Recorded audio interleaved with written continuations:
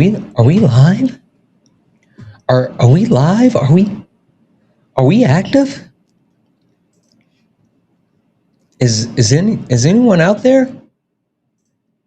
Can you guys hear me? Hello from the other side. I must have cried 1,000 times. I know that's not what it says, but you know. We're here. We're here. We're here. We're here. Hello, everyone. Hello, hello, hello, hello. Hello, beautiful people. Hello, hello, hello, hello, hello. Twitch, YouTube, Instagram, TikTok. Good evening to the millions and millions. How's everyone doing this evening? Super excited to be here. Super excited about this week with Late Nights with Santana. I am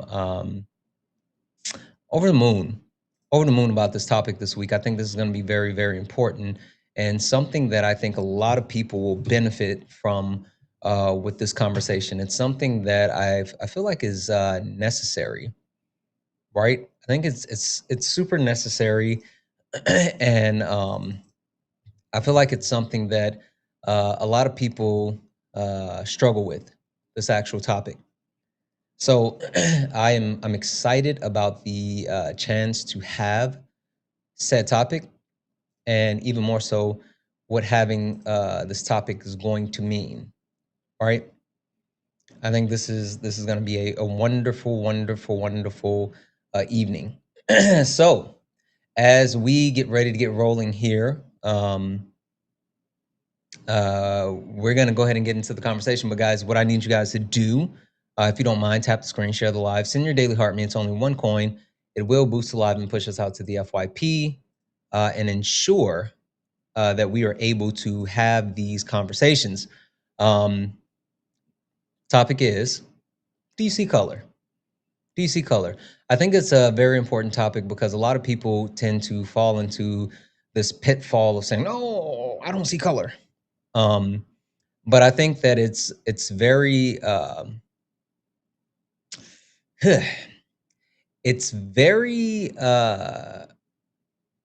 it's a nuanced topic as far as like understanding why you saying certain things. How do I say this? You saying certain things can be negatively impacting, and we want to ensure that we're not being negatively impacting. So I think it's a wonderful thing. So if you are interested in actually joining the conversation, go ahead and get in the box. We will start bringing people in just a moment. We'll get some people up here. You do not have to be an quote unquote op. Late Nights is not about opposition. It is literally about having the conversation. So if you are interested in joining the conversation, get up here. But in the meantime, in between time, tap the screen, share the live. Let's go ahead and get the likes up to, what are we at? We're at 4.2 thousand likes. Let's go ahead and get the likes up to 10,000 likes. And also, like I said, send your daily heart me. It's only one coin. And it wouldn't be late nights. It wouldn't be late nights if we didn't start this thing off right. So let's make sure that we start this thing off right. Yeah, this ain't your regular panel. Nah, we speak the truth. Late Nights with Santana and Mama Jones watching. Better keep it clean. Let's go. Late Nights truth in the convo. Everybody get a seat at the table. From the block to the books, we mindful. No screaming, just dreams in the Bible. One mic, one voice, we build bridges from the heart of the hood to the world's big issues. Politics, pay, different cultures. But the real ones listen before they rebuttal. Late Nights with Santana. Yeah, Mama Jones watching, so keep it growing.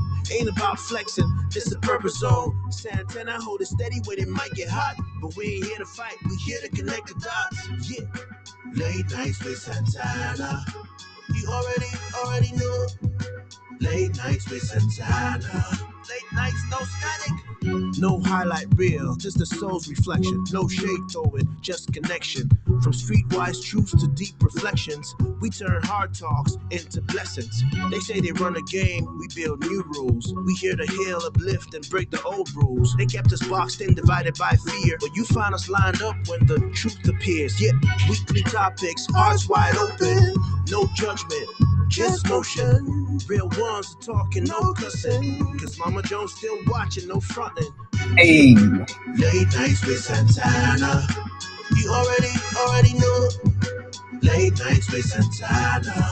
Late nights, no static. Yeah, Mama Jones watching, So keep it grown. Ain't about flexing, It's just a a purpose zone. Santana hold it steady when it might get hot. but we ain't here to fight. We Here here to to connect the dots. Mama Jones watching, So keep it grown. Ain't about flexing, just a purpose zone. Santana hold it steady when it might get hot. but we ain't here to fight. We here to connect the dots. Weekly topics, Hearts wide open, no judgment. just motion. Real ones are talking, no cussing. Cause Mama Jones still watching, no fronting. Yeah. Late nights with Santana. You already know. Late nights with Santana.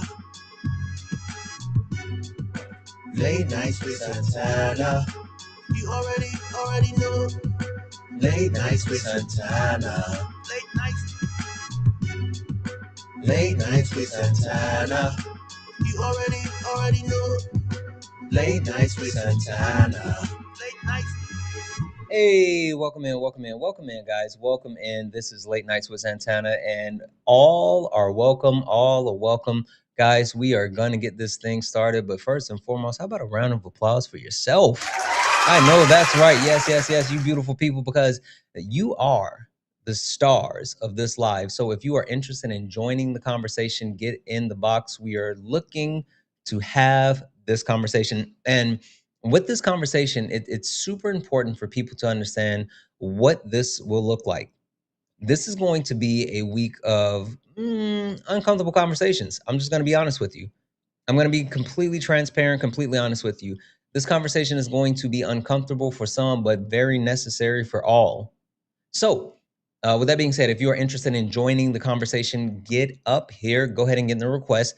I will start to bring people in, but as I bring people in, please mute yourself. Since we're on studio, we have to use a different format. We can't use the other format, I don't think. But regardless, we are going to be mindful of the way that we actually have people in. And so we're going to rotate people in and out in a specific pattern, ensuring that we have these conversations. Europe, thank you so much for sharing the live. I appreciate you, but we're good. You can stop sharing the live now. That's enough. Thank you. With that being said, again, if you are interested in joining this conversation, get up here. We're going to be talking about a couple of different things. We're going to be talking about race, ethnicity, nationality. We're going to be talking about white supremacy then and now. We're going to be talking about growth and shrinking. What does that mean? And last but not least, we're going to be talking about dismantling race. So if you are interested in joining the conversation, go ahead and request up. I'm going to start bringing a couple of people in. And as I get you in here, please come in, mute yourself. Mute yourself as we get you in here. And we will go ahead and get this conversation started.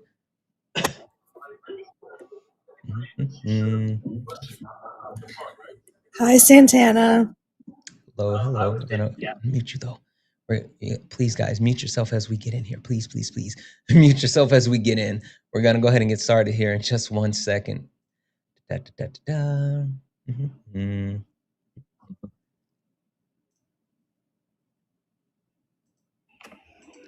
All right. We are going to, you know what? Let me just try this really quick just to see what happens. Let's try, because I think this other layout might not be the best when it comes to, let's see what this would actually look like.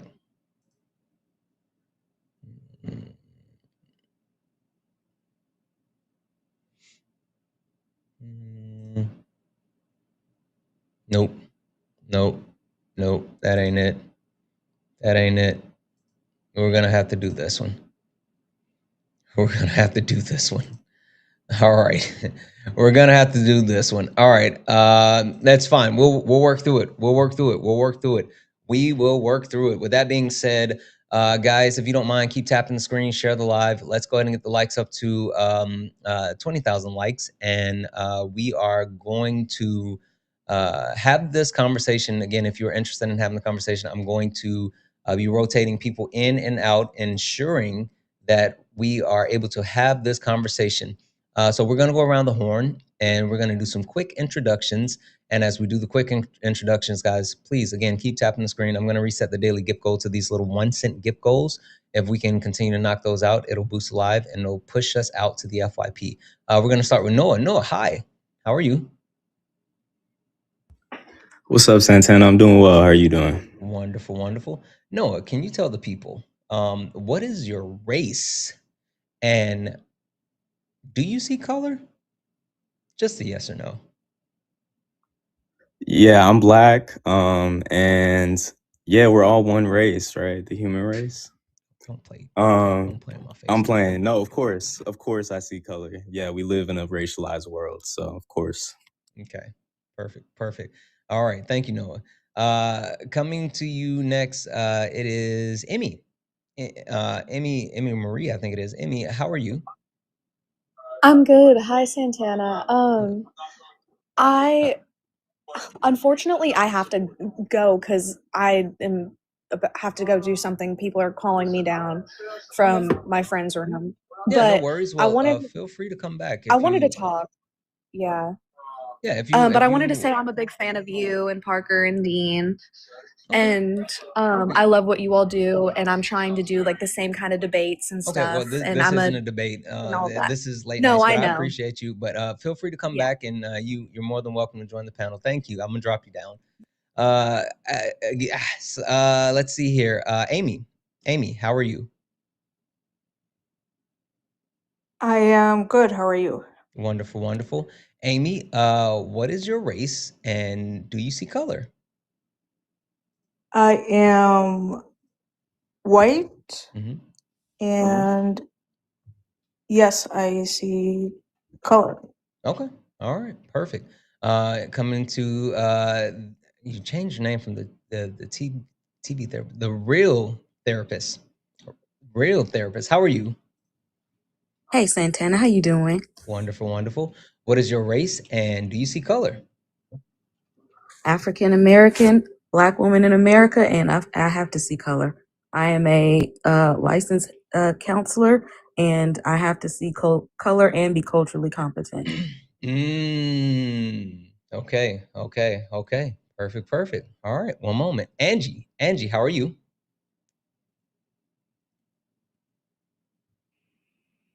Hi, I'm doing well. How are you doing, Santana? Wonderful. Angie, what is your race, and do you see color?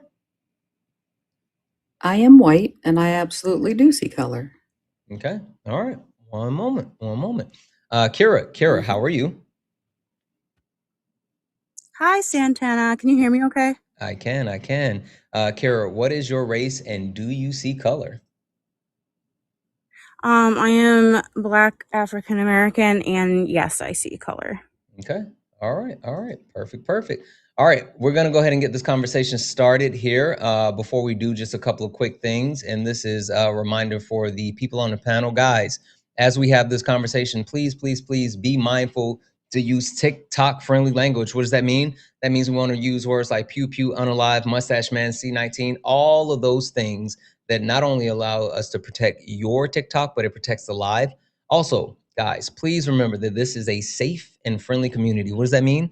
That means that we don't deal with any of the isms, racism, sexism, classism. We don't do any of the phobias, homophobia, transphobia, none of that.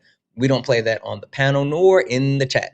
And speaking of the chat, guys, please be mindful that caps are for mods. And if you use caps, it will pull my attention away from the panel and down to the chat. And we don't want to do that. We want to be able to have these conversations. All right. With that being said, we're going to get into it. And the first place that I want to start is ensuring that we all have an understanding, ensuring that we all have a full understanding of something that is very super important. And that thing is understanding the difference between race, ethnicity, and nationality. All right. I think this is something that is lost on a lot of people.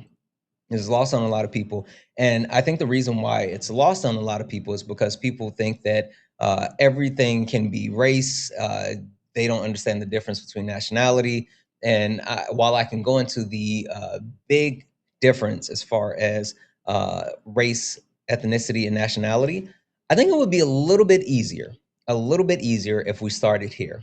So Noah, I'm gonna come to you first, and I'm gonna lean on you for half a second. Noah, can you give the people an example of what would be a race, what would be an ethnicity, and what would be a nationality? Maybe actually having that visualization of the difference between the three would be a good point to start the conversation. Yeah, absolutely. I could do it for myself. So, like, racially, I would be Black. Ethnically, I would be a Black American. And then my nationality would be American because I was born in the United States.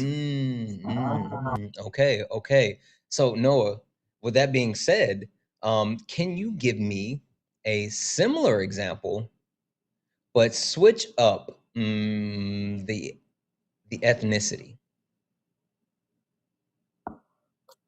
Sure. So, like, ethnically, I could be like Latino, right? Mm-hmm. Or I could be German, or some other culture. Okay. German would be the nationality. You jumped ahead. But yes. So Wait, is understanding. German culture not a thing? My fault.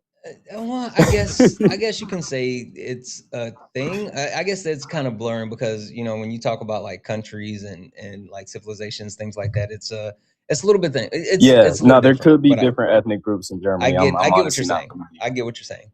But I think the big thing is that a lot of people don't understand the difference. And I think a lot of people don't understand the difference because a lot of people have been kind of, I don't want to say trained, but misled on a lot of these things. And the real therapist, I want to come to you, especially because you have the specialty, right? I want to come to you, and I would love for you to give me kind of an understanding as far as what you know. Why is it so hard, and why do people struggle with those differences and actually knowing the differences between those three? I want to say maybe not so much as a struggle, because most people don't think that it's something that's challenging. Most people don't think that this is something that they don't know, because we weren't taught that. We weren't taught. Right. When we're in school, we're taught, we're the color that you see. When you fill out a job application, what does it have on it? There's nothing that's a part of our school curriculum that sits down and tells you exactly who you are and where you came from, unless you go to an HBCU. Then they break it down because they have coursework designed to help you with that. But most people don't see it as a struggle or a challenge because we haven't been taught that. And especially people who are of not African descent, but African American or Black American, who are so far removed from our cultural ancestry line. There's a lot that we're not even taught about ourselves, let alone expecting the American textbooks to tell us who we are. Absolutely. I think that's a lot.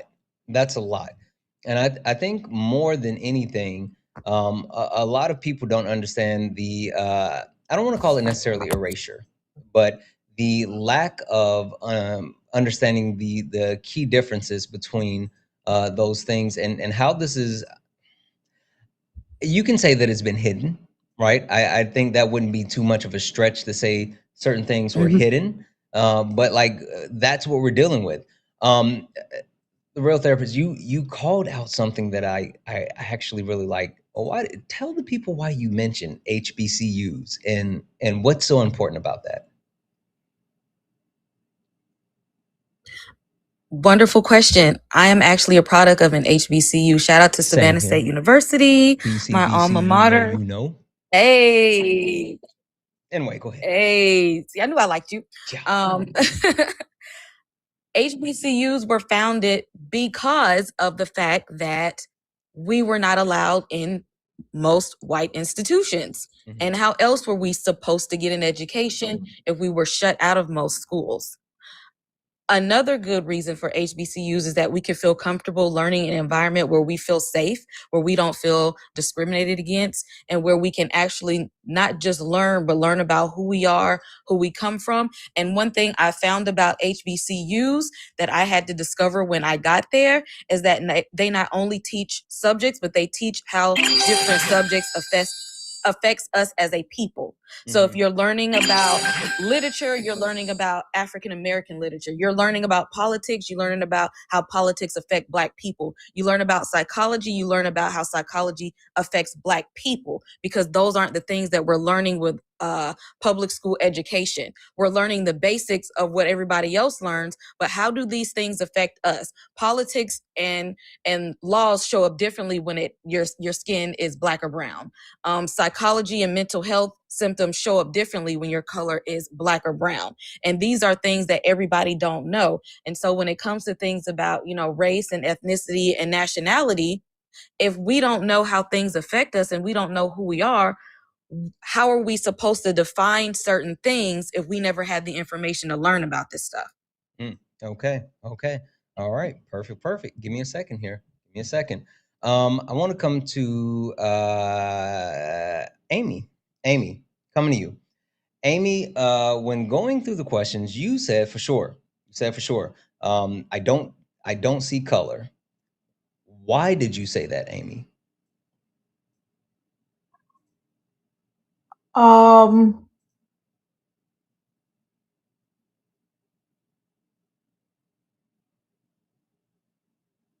I said that because did I It's say I okay just don't to see color? yeah. Or I'm do sorry. you see color? I try not to see color.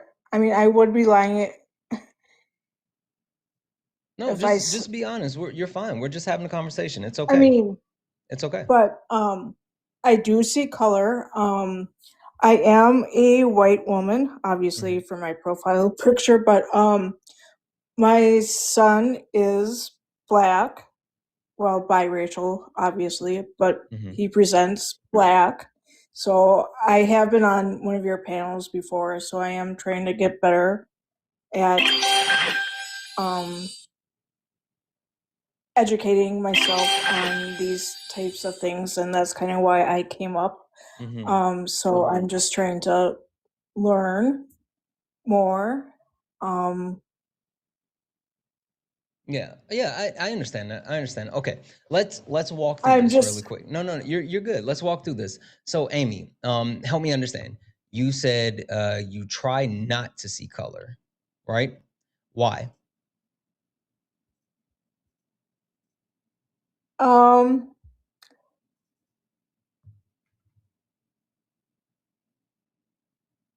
I think we're all human, and I know that's not the best answer, but I'm also disabled. Okay. Listen, what you're saying is something that a lot of people say, and a lot of people share that sentiment. So I completely understand why you're saying that. Okay, give me 2 seconds. I want to come to you, Angie. Angie, remind me, because I might have misheard. You said you do or you do not see color. I do. Okay. Why do you say that you do see color? Because it's interesting.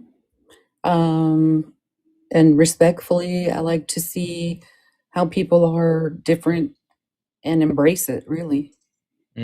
Okay. Would you say that we're all just, the human race? I mean, we are, but we're definitely all different. Okay. All right. I understand. Perfect. Give me 1 second.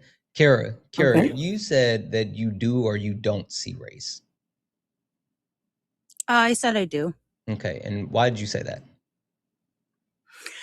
For me, it's actually a little different, because I grew up in a semi-small town of Rhode Island, being probably 2 Black people in the entire town. And I feel like when I was growing up, and I don't know if, anybody else can relate to this, but I kind of had more of an alternative style. And to quote, I think Childish Gambino had it in a rap song, but he said, "Too Black for the white kids and too white for the Black kids."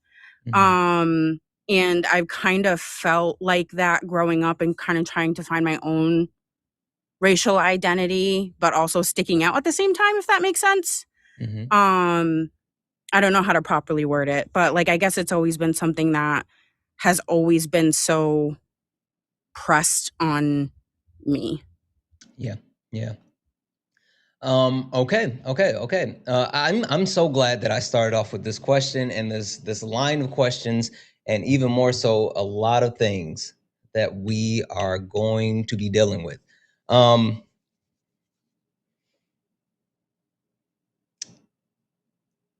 gonna lean back on the real therapist for a second, and then Noah, and I'm gonna have both of you answer this separately, and we're gonna talk through it. So, the real therapist, you said that you do see color.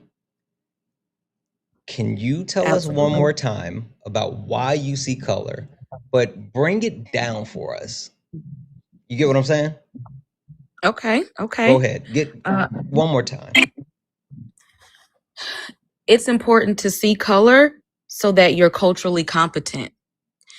If you don't see a person's color, how can you see their history? If you don't see a person's color, how can you see their value? If you don't see a person's color, how can you see their traditions? How can you see where they came from? How can you see their struggles? How can you see what's important to them? How can you see their challenges? How can you see their spirituality? How can you see their morals? How can you see what obstacles they may have in life? If you skip over the very thing that makes them who they are, then you're not truly seeing them as a person. And therefore, when you don't see someone and their value as a person, you can excuse things that happen to them when it's oppressive, when it's harmful. Because if you don't see the essence of who they are, you're blind to the things that hurt them, and you're blind to the things that uplift them. Okay. Yeah, I think that's absolutely it, right? I think understanding that the importance of quote unquote seeing color lies in the understanding that we don't all have the same lived experiences, right? And for us to sit and pretend as if I have the same lived experience as a white man, or I have even the exact same lived experience as a Black woman, I have the same lived experience as an indigenous man, or anything like there's different lived experiences, and for us to say, oh, I don't see color, that negates the reality that everyone has to live in. And it's not an ideal reality, and it's not easy for everyone, and it's not the same for everyone. And so that's amazing. You skip over their history. You skip over their history. You skip over their family structure. You skip over the little nuances that make people who they are. You skip over, like you said, people's lived experiences. And if you skip over those things, when somebody tells you, I'm in pain, I'm hurting, this hurt my feelings, this is an injustice, you'll dismiss it, because you won't be, if you can't see them for who they are, again, you won't see the things that make them feel pain. You won't see the things that when they tell you there's a problem and that there's something wrong, you will dismiss it, because again, if it doesn't hurt you and you don't see a problem with it, you'll dismiss it if it happens to another person. Yep. Absolutely. Okay. Noah, coming back to you. Noah, see, you made a little jokey joke right at the beginning of the live, but the funny thing is what they say, life often imitates art. And so now we're coming back, and I'm going to make you explain that jokey joke, and then also explain why that was harmful. And when people say it, Noah, you said we're all the human race, which is parallel to I don't see color. Noah, tell us about that. Why is that something that you want to stay away from, and why is that something that allows people to be willfully ignorant?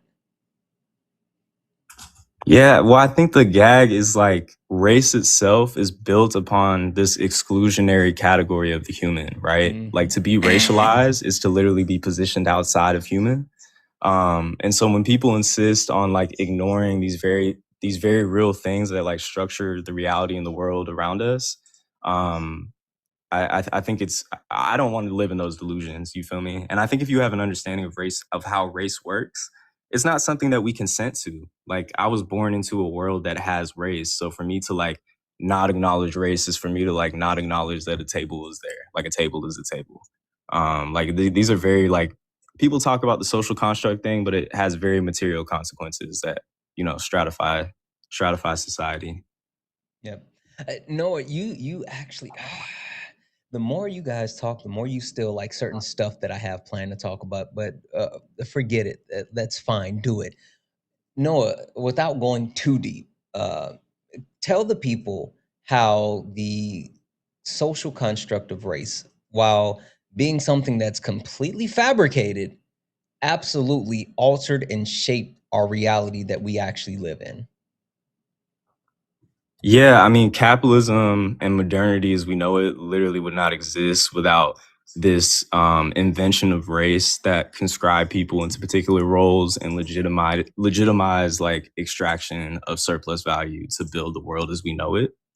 Um, yeah, I mean, race is foundational. I think it's foundational not just to the United States, how things work here internally, but it's also the logic of imperialism. Like when we look at the world and see the places that are the most dispossessed, it's not coincidental that these places also possess like the largest racialized populations, right? Because race is what is used to legitimize the dispossession and expropriation of certain types of people, so that the world can function as it does.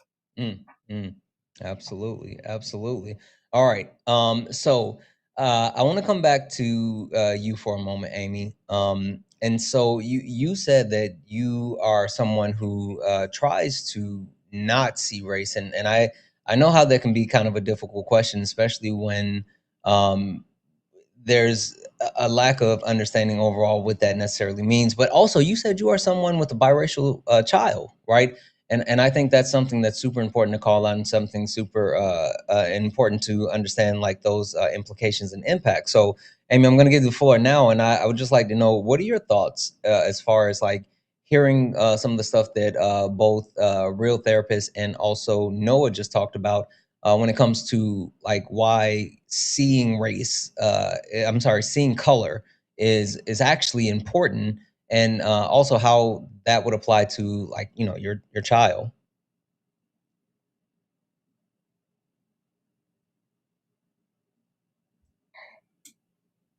Yes, as I've been sitting here listening, it is very important. I mean, he's a grown man now. I mean, he's 26. Mm-hmm. Um, growing up, primarily in a white household, his father was not a part of his life. But he has, had to face racism, obviously, because he's a black man. Um, he's been called the N word. Um,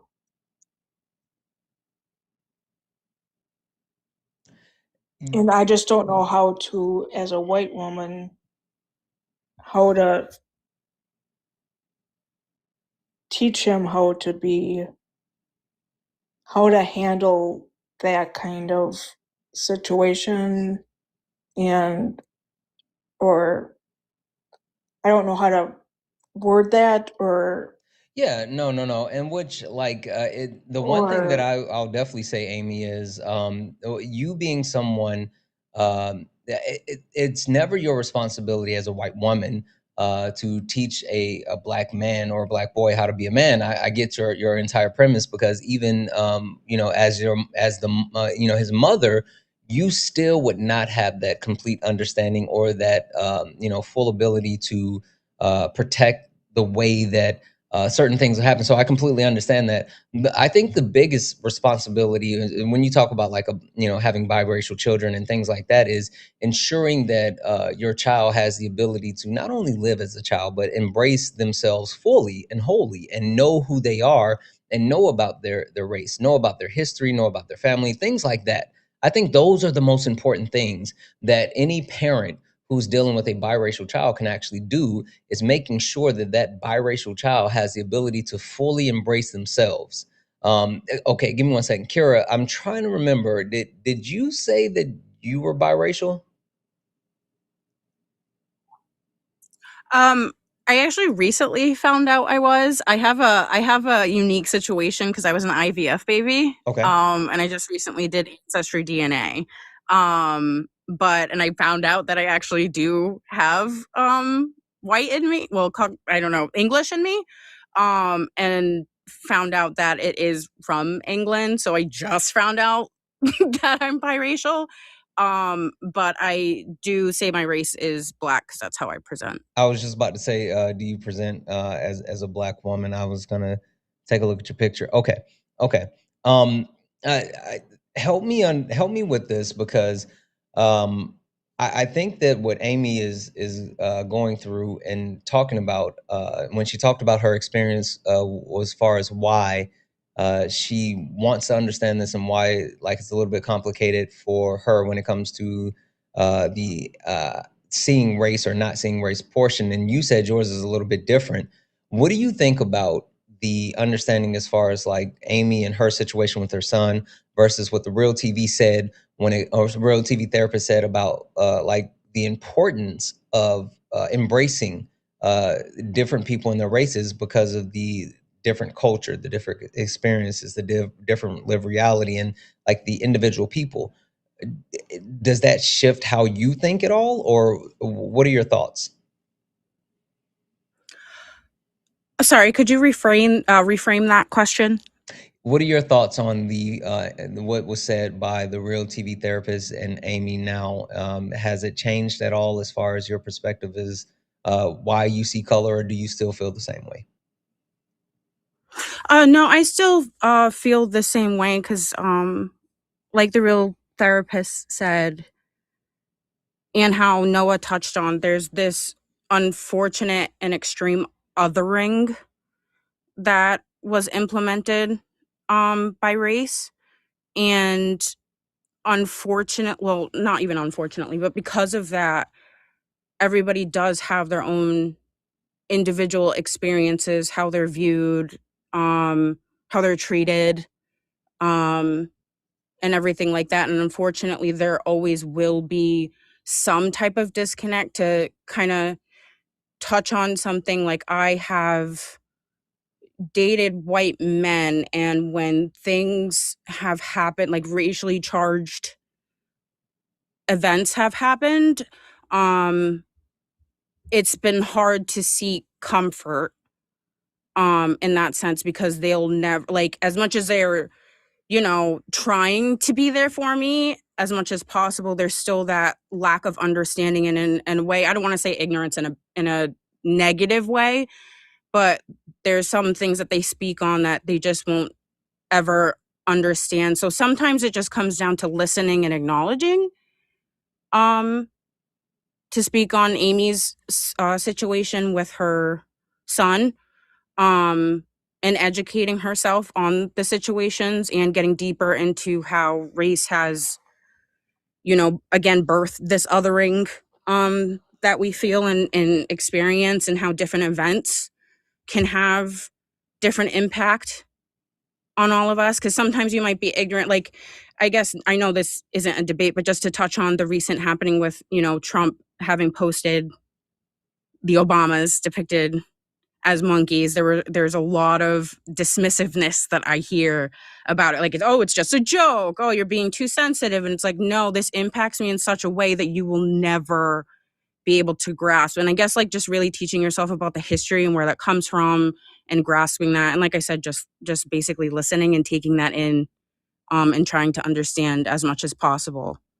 And I guess going with the sentiment of like, I'll never understand, but I'm here for you and I will hear you. Yeah. I think that's an excellent point, and even more like a segue to something that I wasn't planning on talking about, but let's go there. Let's go there. Let's do it. Let's do it.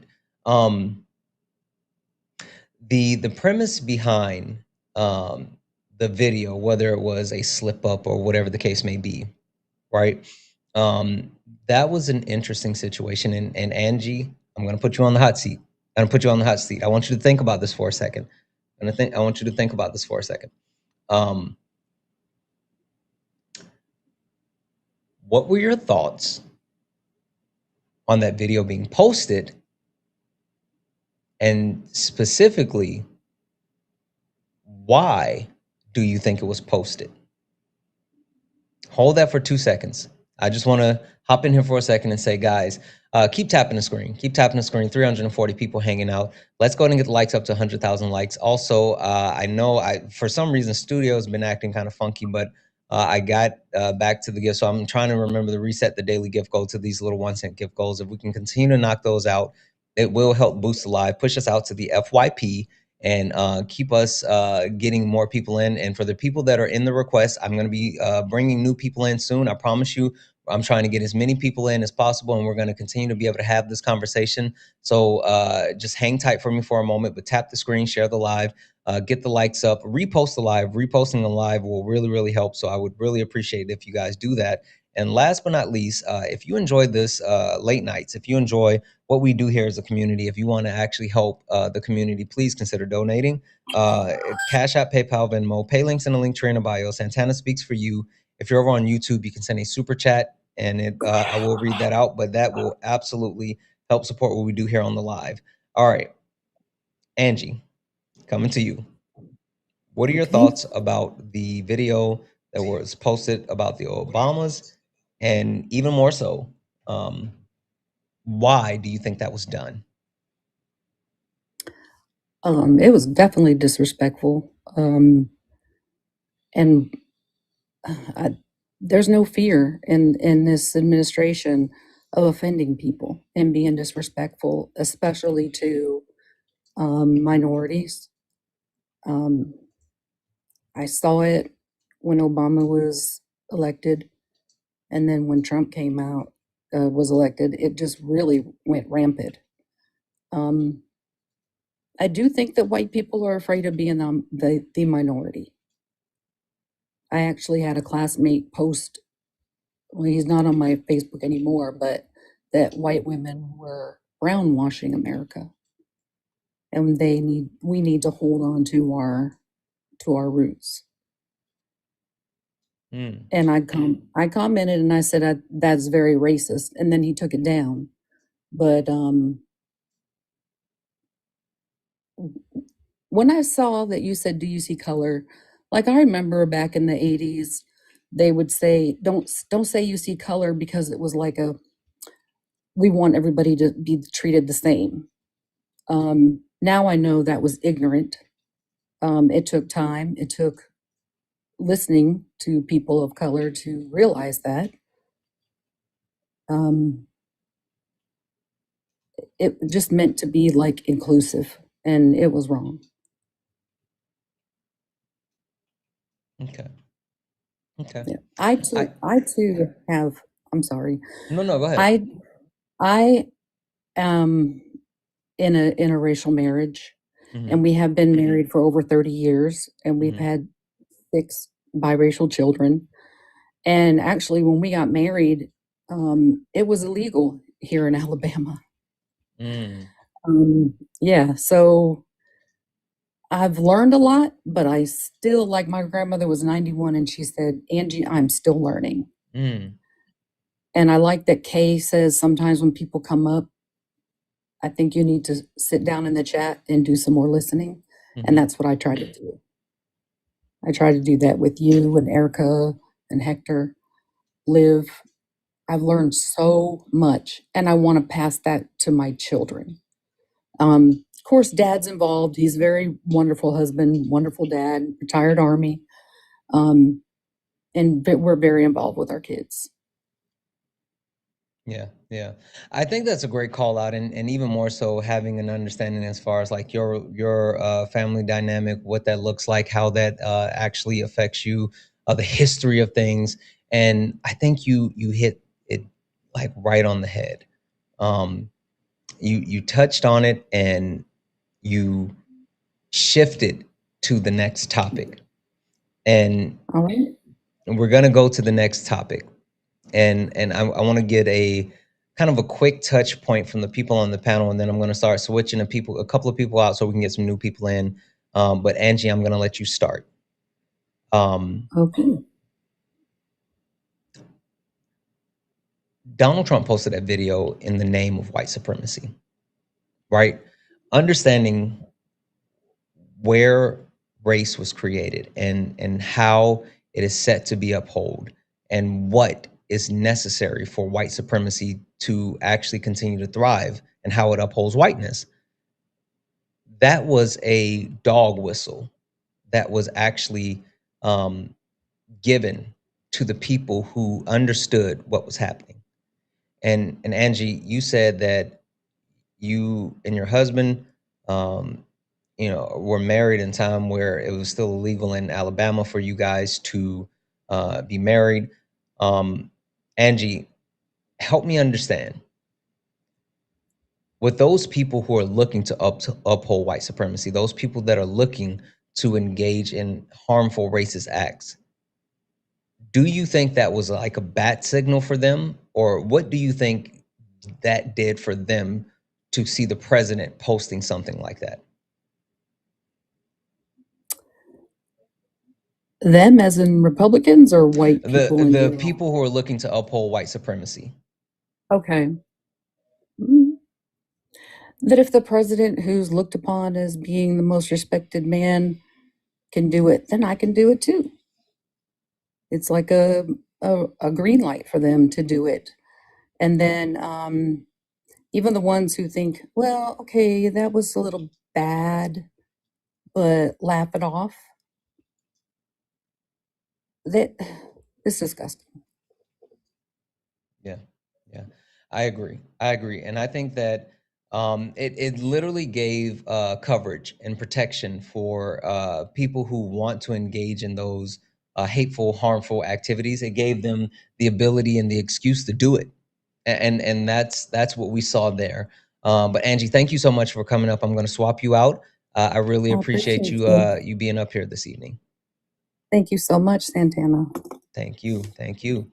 Noah, I kind of jumped ahead because Angie kind of gave me a layup, but I would be remiss if I don't take a step back and know if this is too much heavy lifting for you, let me know and I got it. If it's too much heavy lifting, just say, Santana, yeah. All right. But can you tell the people what is race and who created it? Yeah, so race is primarily based off like phenotypical characteristics. And it's used to impose a hierarchy to legitimize like the slave trade initially, but also just like ongoing racial primitive accumulation and racialized exploitation.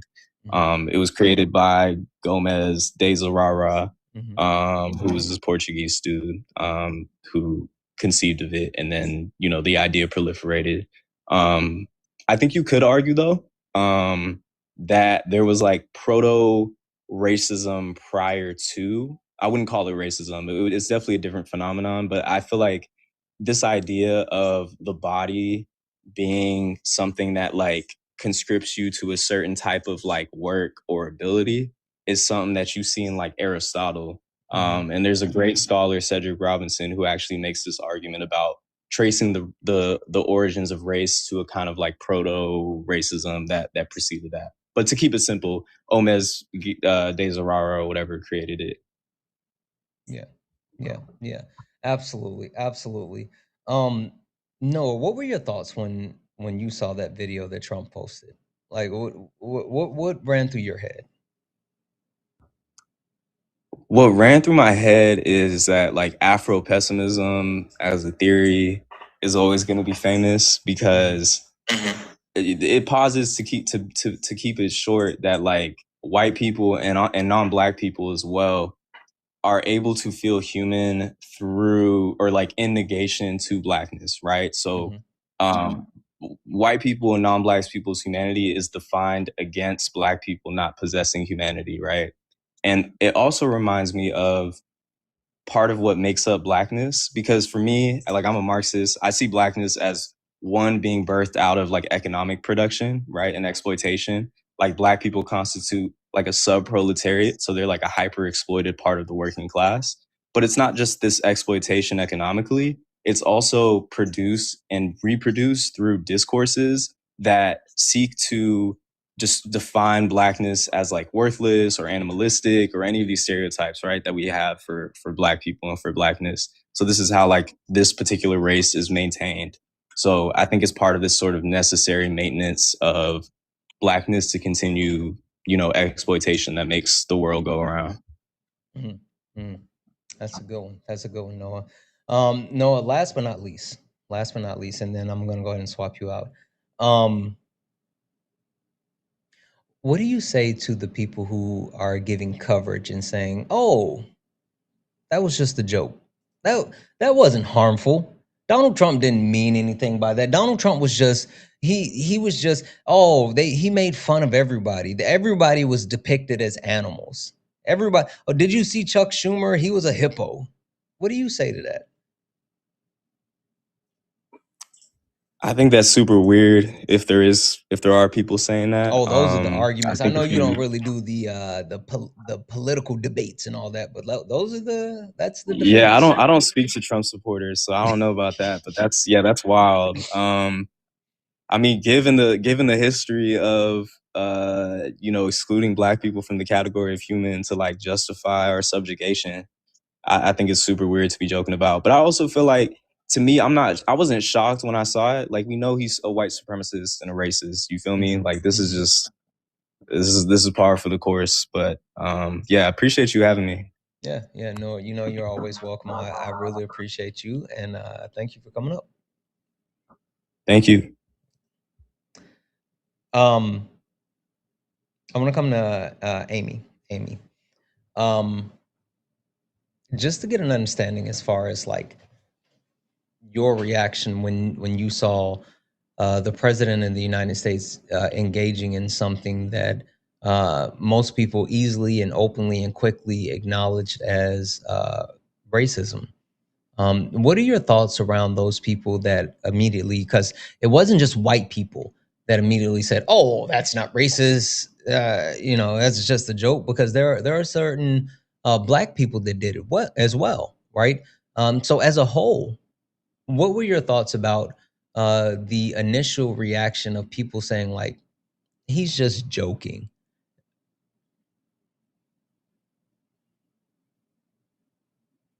Oh, I definitely did not think he was joking.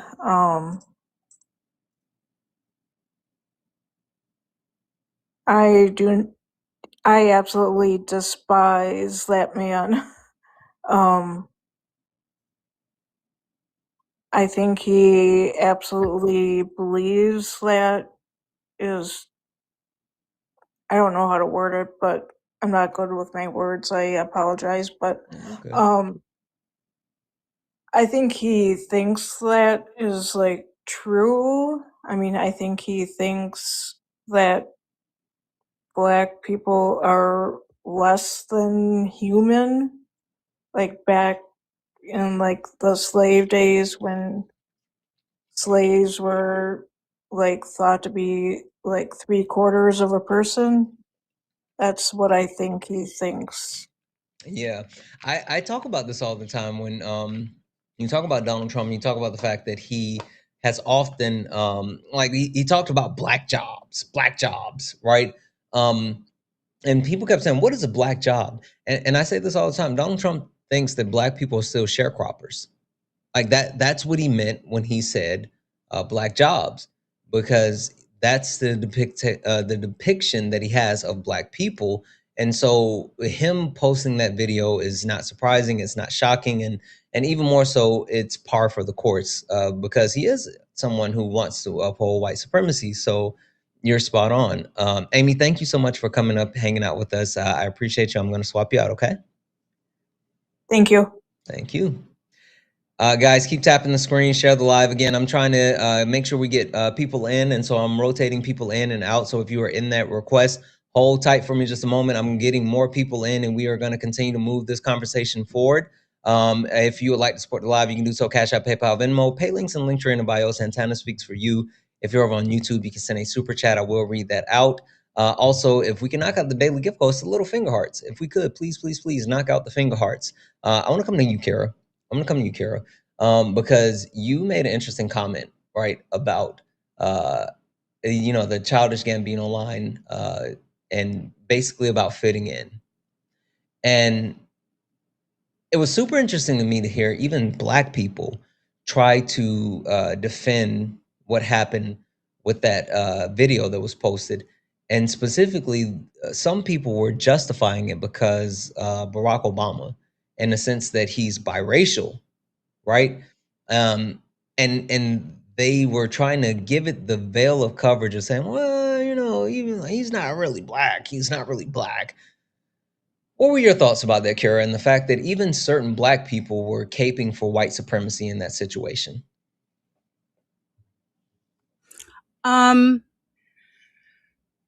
Sometimes I think and I think all of this sometimes comes down to, and not to sound so too boo shishi, but like ego.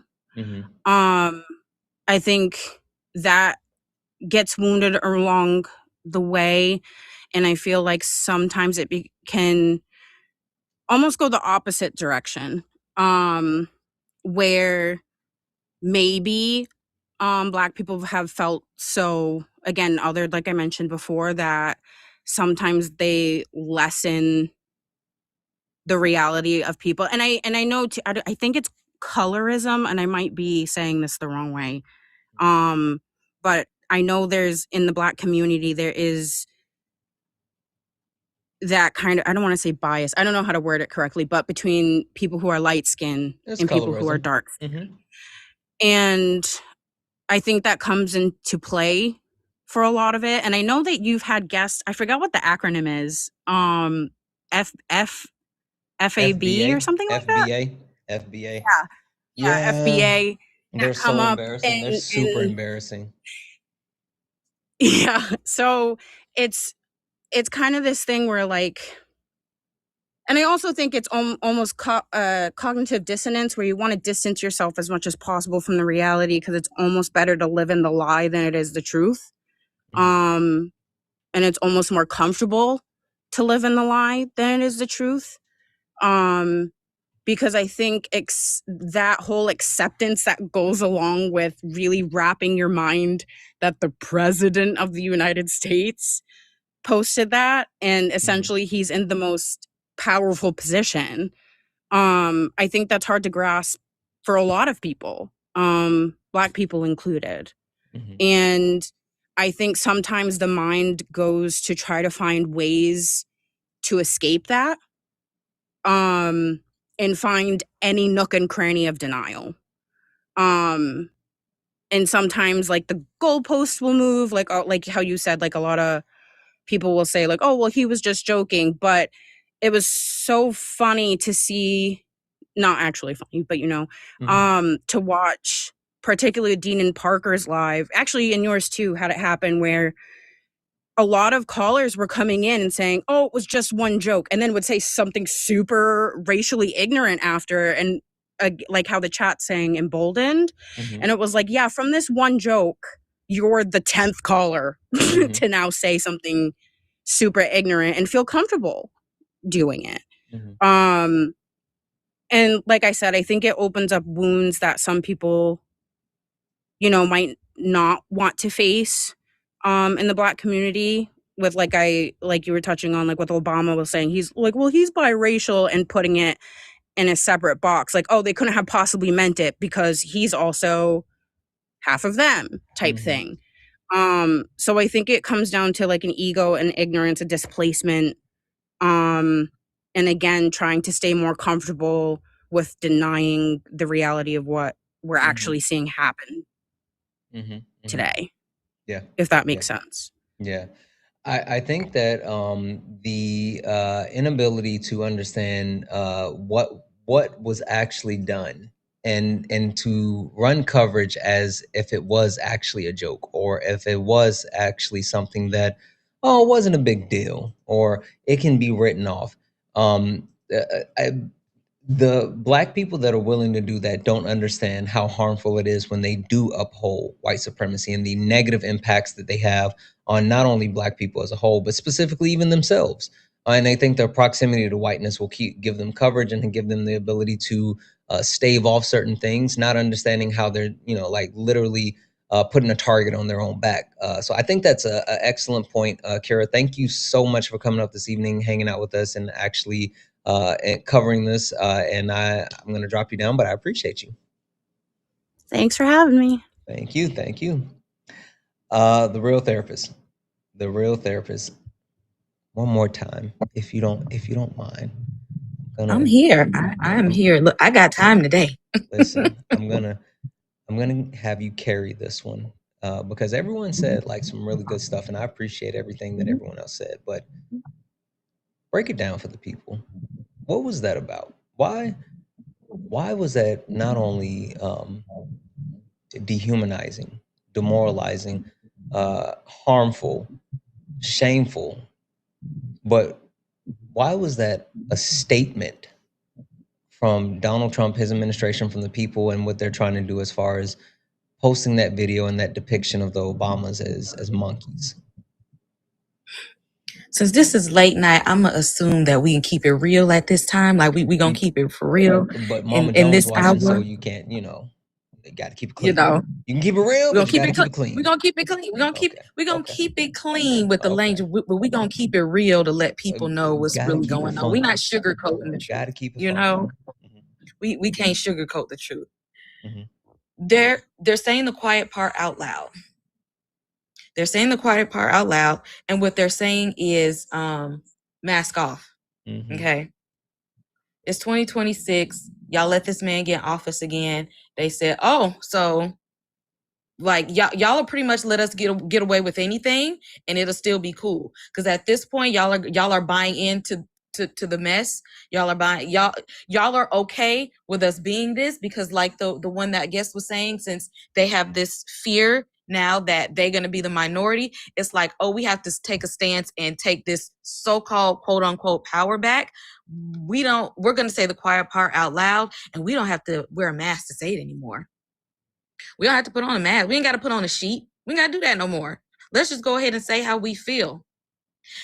And they know that their followers will take up with their foolishness, because they'll sit there and gaslight people in their face and dismiss it when people know it's blatant in what they're saying. Oh, that's not, oh, it was a mistake. Oh, it's not. They did it on purpose, because there's no way with the tight security that they have at that level of leadership and in office that there can be slips and mistakes and mishaps.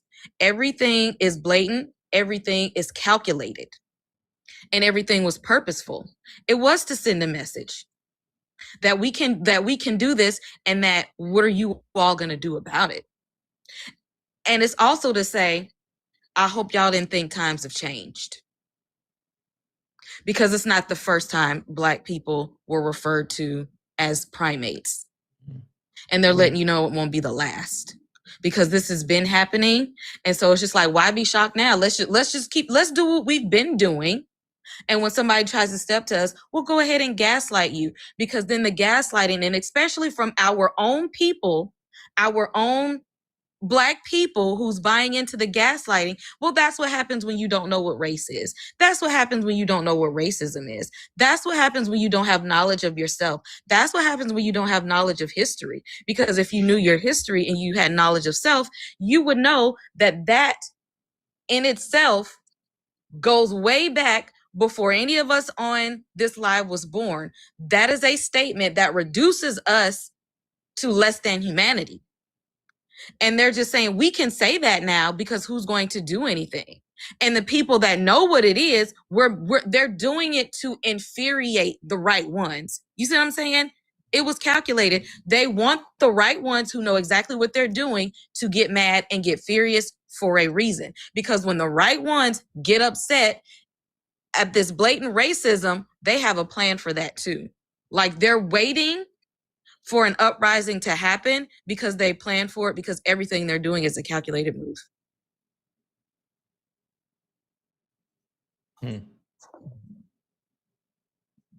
10 out of 10, no notes. I think that those people are willfully ignorant as far as what's happening and the intent and purpose behind what we're seeing. Has not only a lack of understanding of like the time that we're in, but the importance of everything that's happening.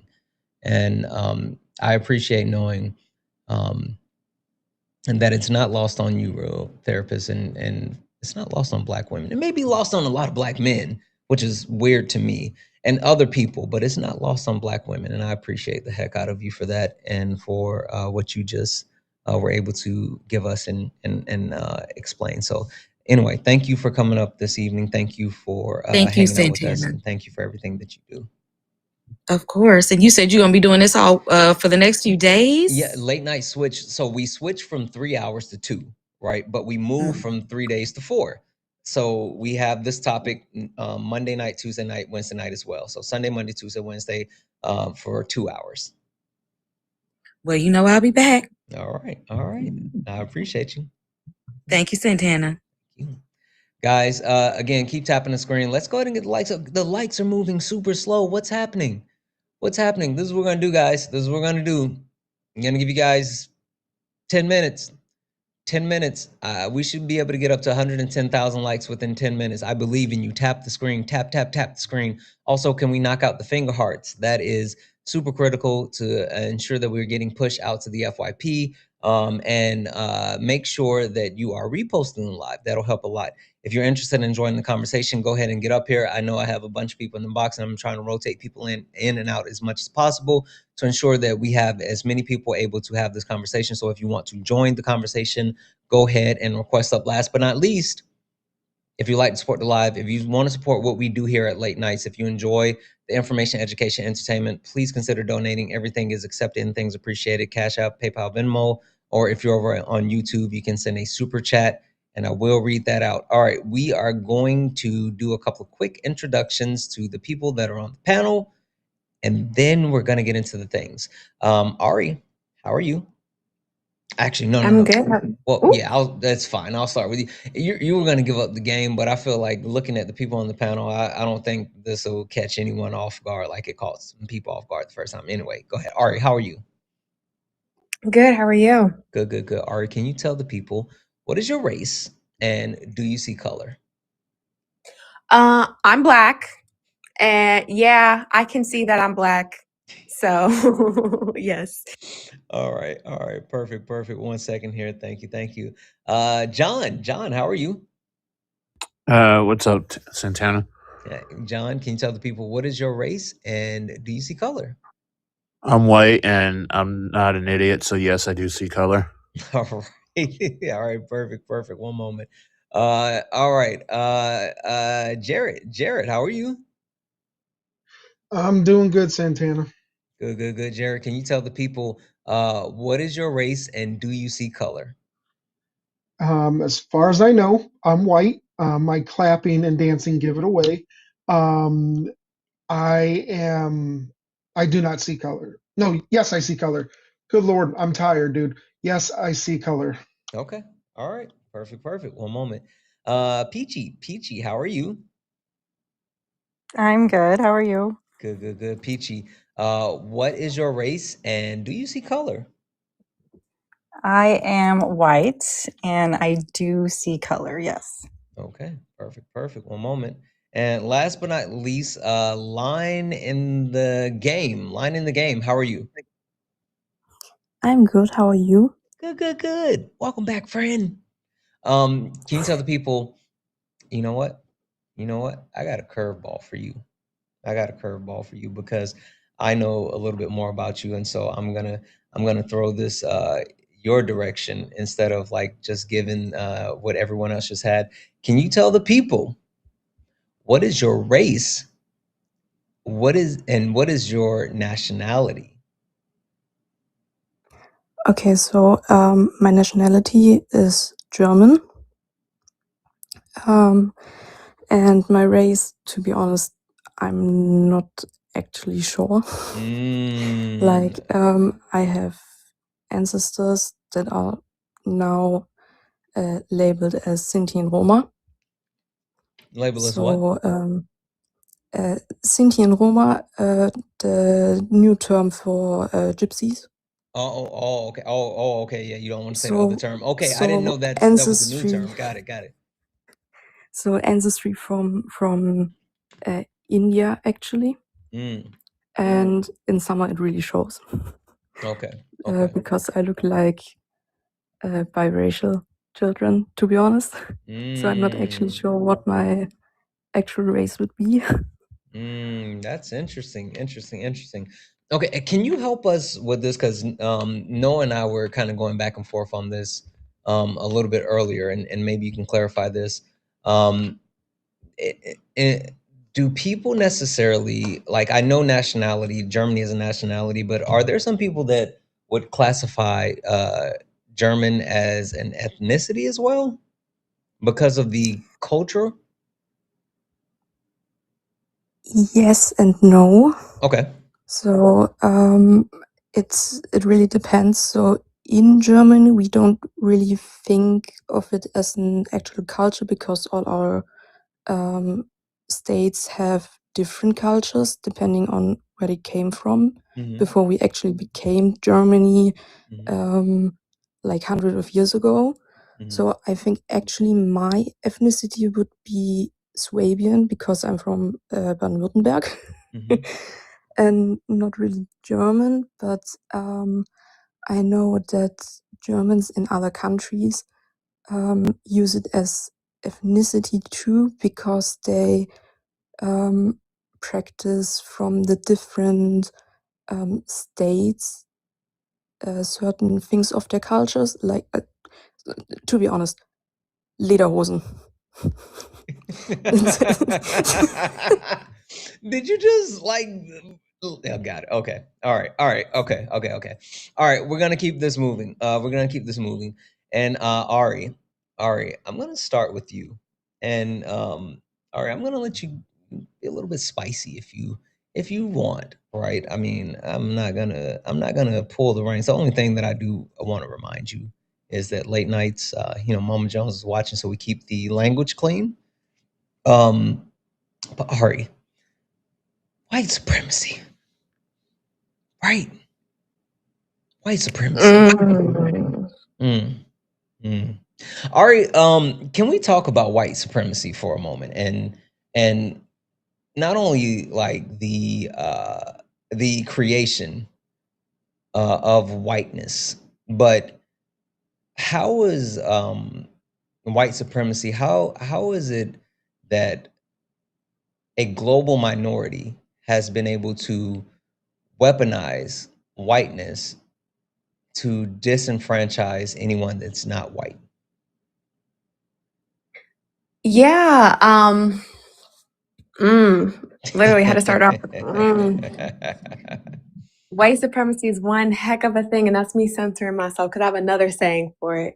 So if you ever ask me, because I predominantly talk a lot about the intersections of race and gender and patriarchy, the original blueprint for me on white supremacy is patriarchy, right?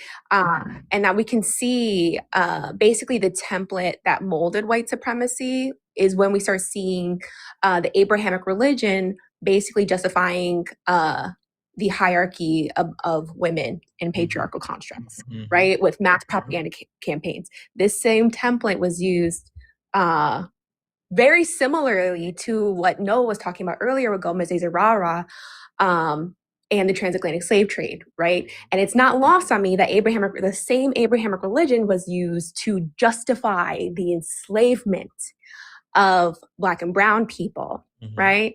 And use the same propaganda, right? With patriarchy, it was that women are these lustful temptress, and we must control them and they are inferior, right? With Black people, it's very similar.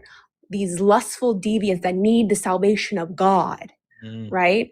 And as we see it, like we know Swan comes up here regularly. She has a very, very, very, very true topic of white men can't survive without white supremacy. And it's so true. And here's why, right? We see with the justification of transatlantic slave trade that white people at that time were unaliving.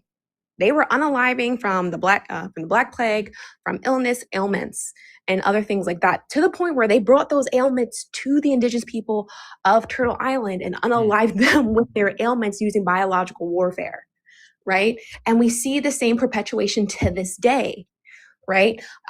Where basically white men are, sorry to break it to y'all boys, actually I don't care. Santana said I could be spicy. Y'all are less than mediocre. Right? And we can see this.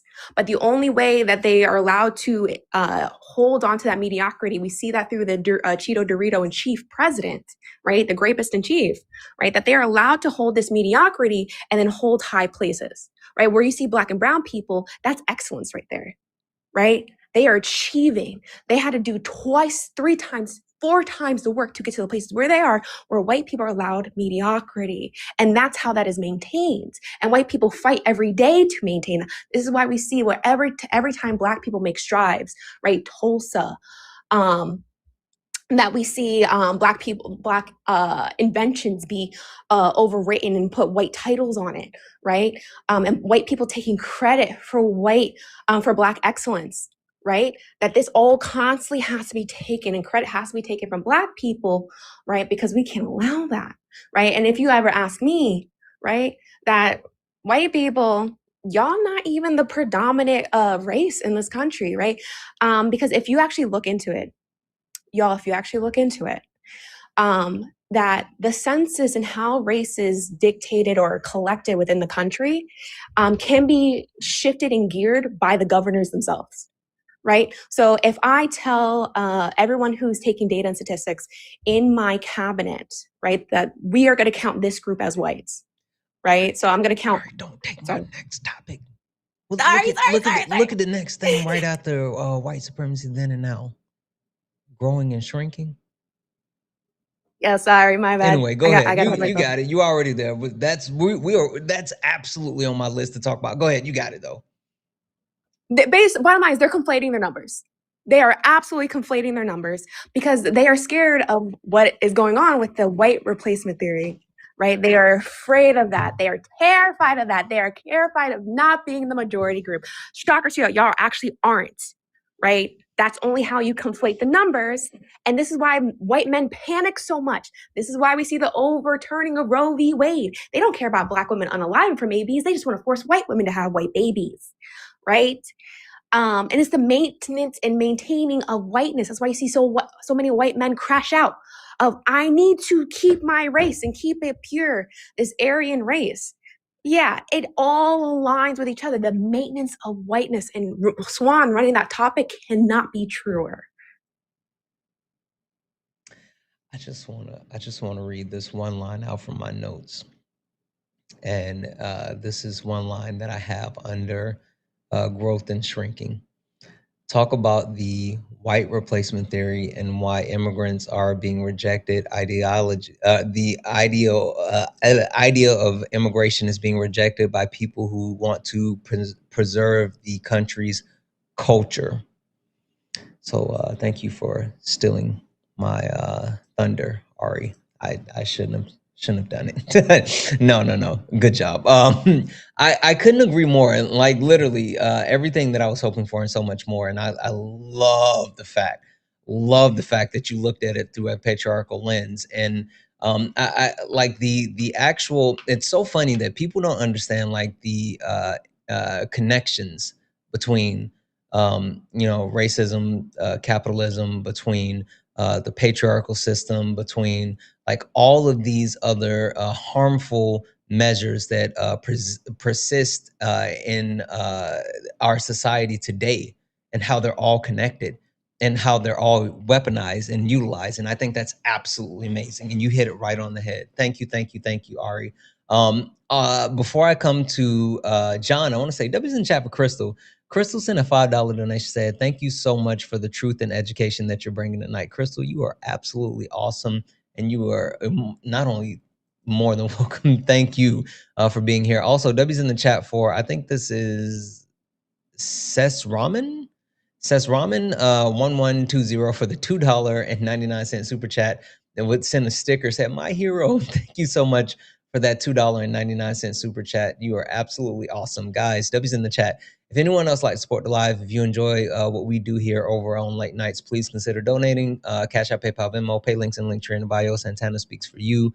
Everything is accepted. Anything's appreciated. If you're on YouTube, you can send a super chat and I will read that out. And also welcome in Sean Raid. Welcome in Sean Raid. I hope you guys had a really good stream with gaming, and welcome in, welcome in.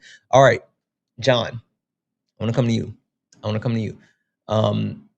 I'm gonna kind of the only reason I'm going to throw this to you is because I know you've been with us for a while, so I know you know a little bit, John. What happens when white people try to step in between white supremacy and upholding white supremacy by disenfranchising Black and brown people? They not only harm those minority groups, but they also harm themselves as well. Racism not only harms Black people and other races, but it also harms white people trying to uphold the supremacy. How so, John? How does white people being racist hurt white people, John? Because it's crap. It's you got it. Come on, I wouldn't give it to you if I didn't think you didn't. It's because it's harming others. So when they're harming others, they're not only creating more animosity towards white people, they're also holding back people that could. White people wouldn't be where they were at without the working on the backs of Black people, essentially. Yeah, but there's something super specific, John. I know you've been around a long. What's my brain fart? Think about my favorite LBJ quote.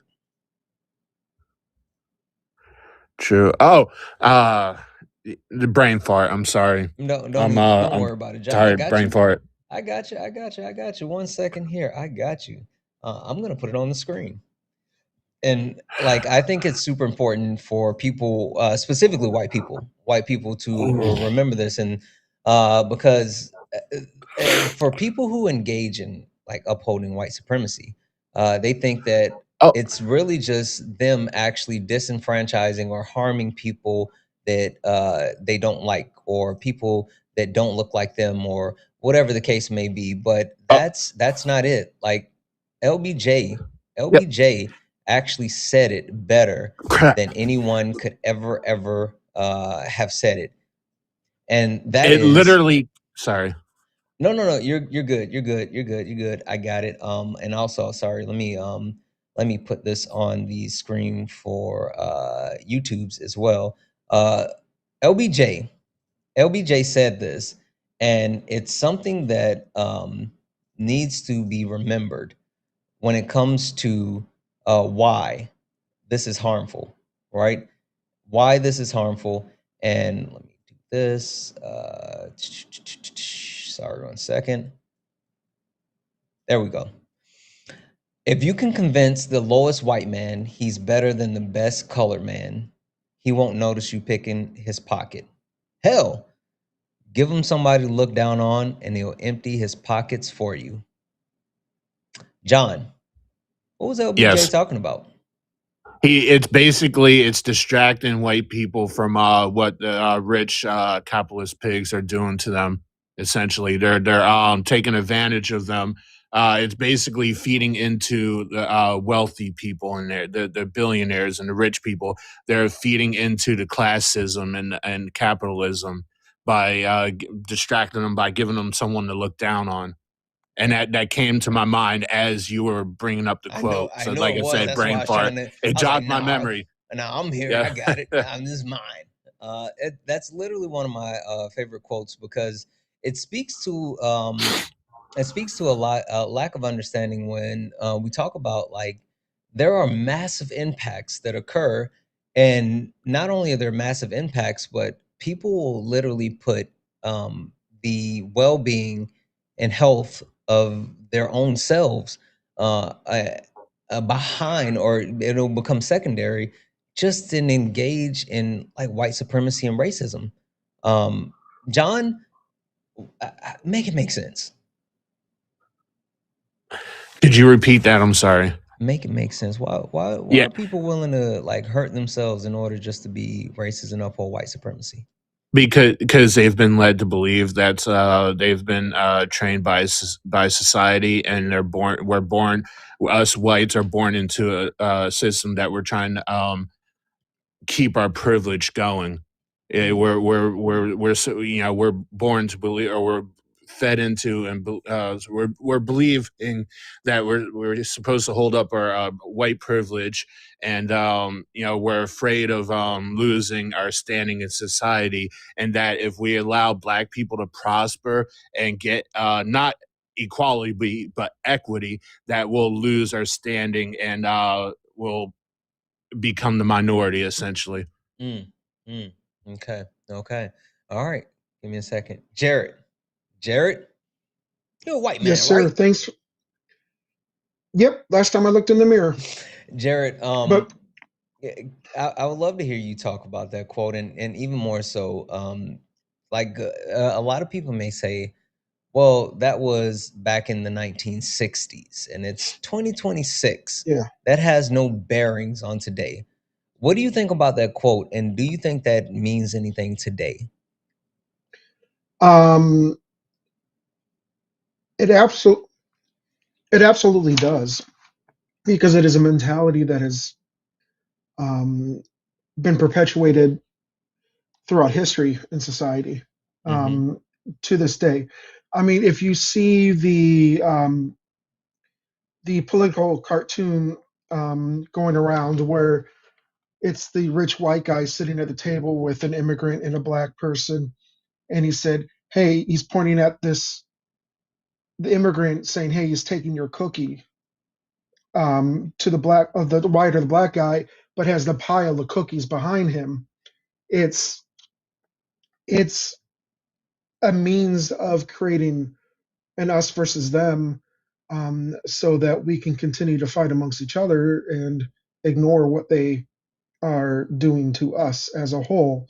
But I also that piggybacks on, I've brought up this book before, but Wages of Whiteness by David Roediger, where he talks about white and Black being a binary created for white people to say that we are the superior people, but there needs to be someone that is inferior. And at that time, in the early 20th century, the Irish were considered the lowest quote unquote race. And that is what pulled in the Irish to perform minstrel shows, so that, okay, we are no longer the lowest on the totem pole. Oh, So you it's want to say that? always, You want to say that phrase? oh shoot, you're right. Yeah, The yeah. We want to stay away from that one. rank. I Yeah. forgot.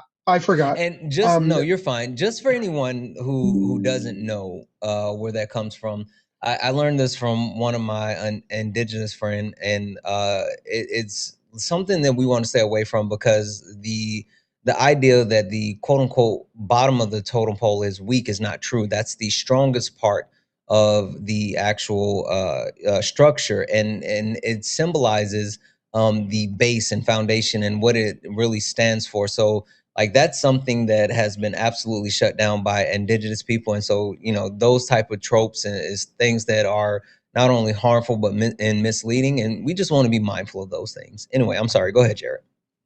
No, thank you for calling me out. My apologies. I will continue to No, work you're on good. eliminating it from my vernacular. Yeah.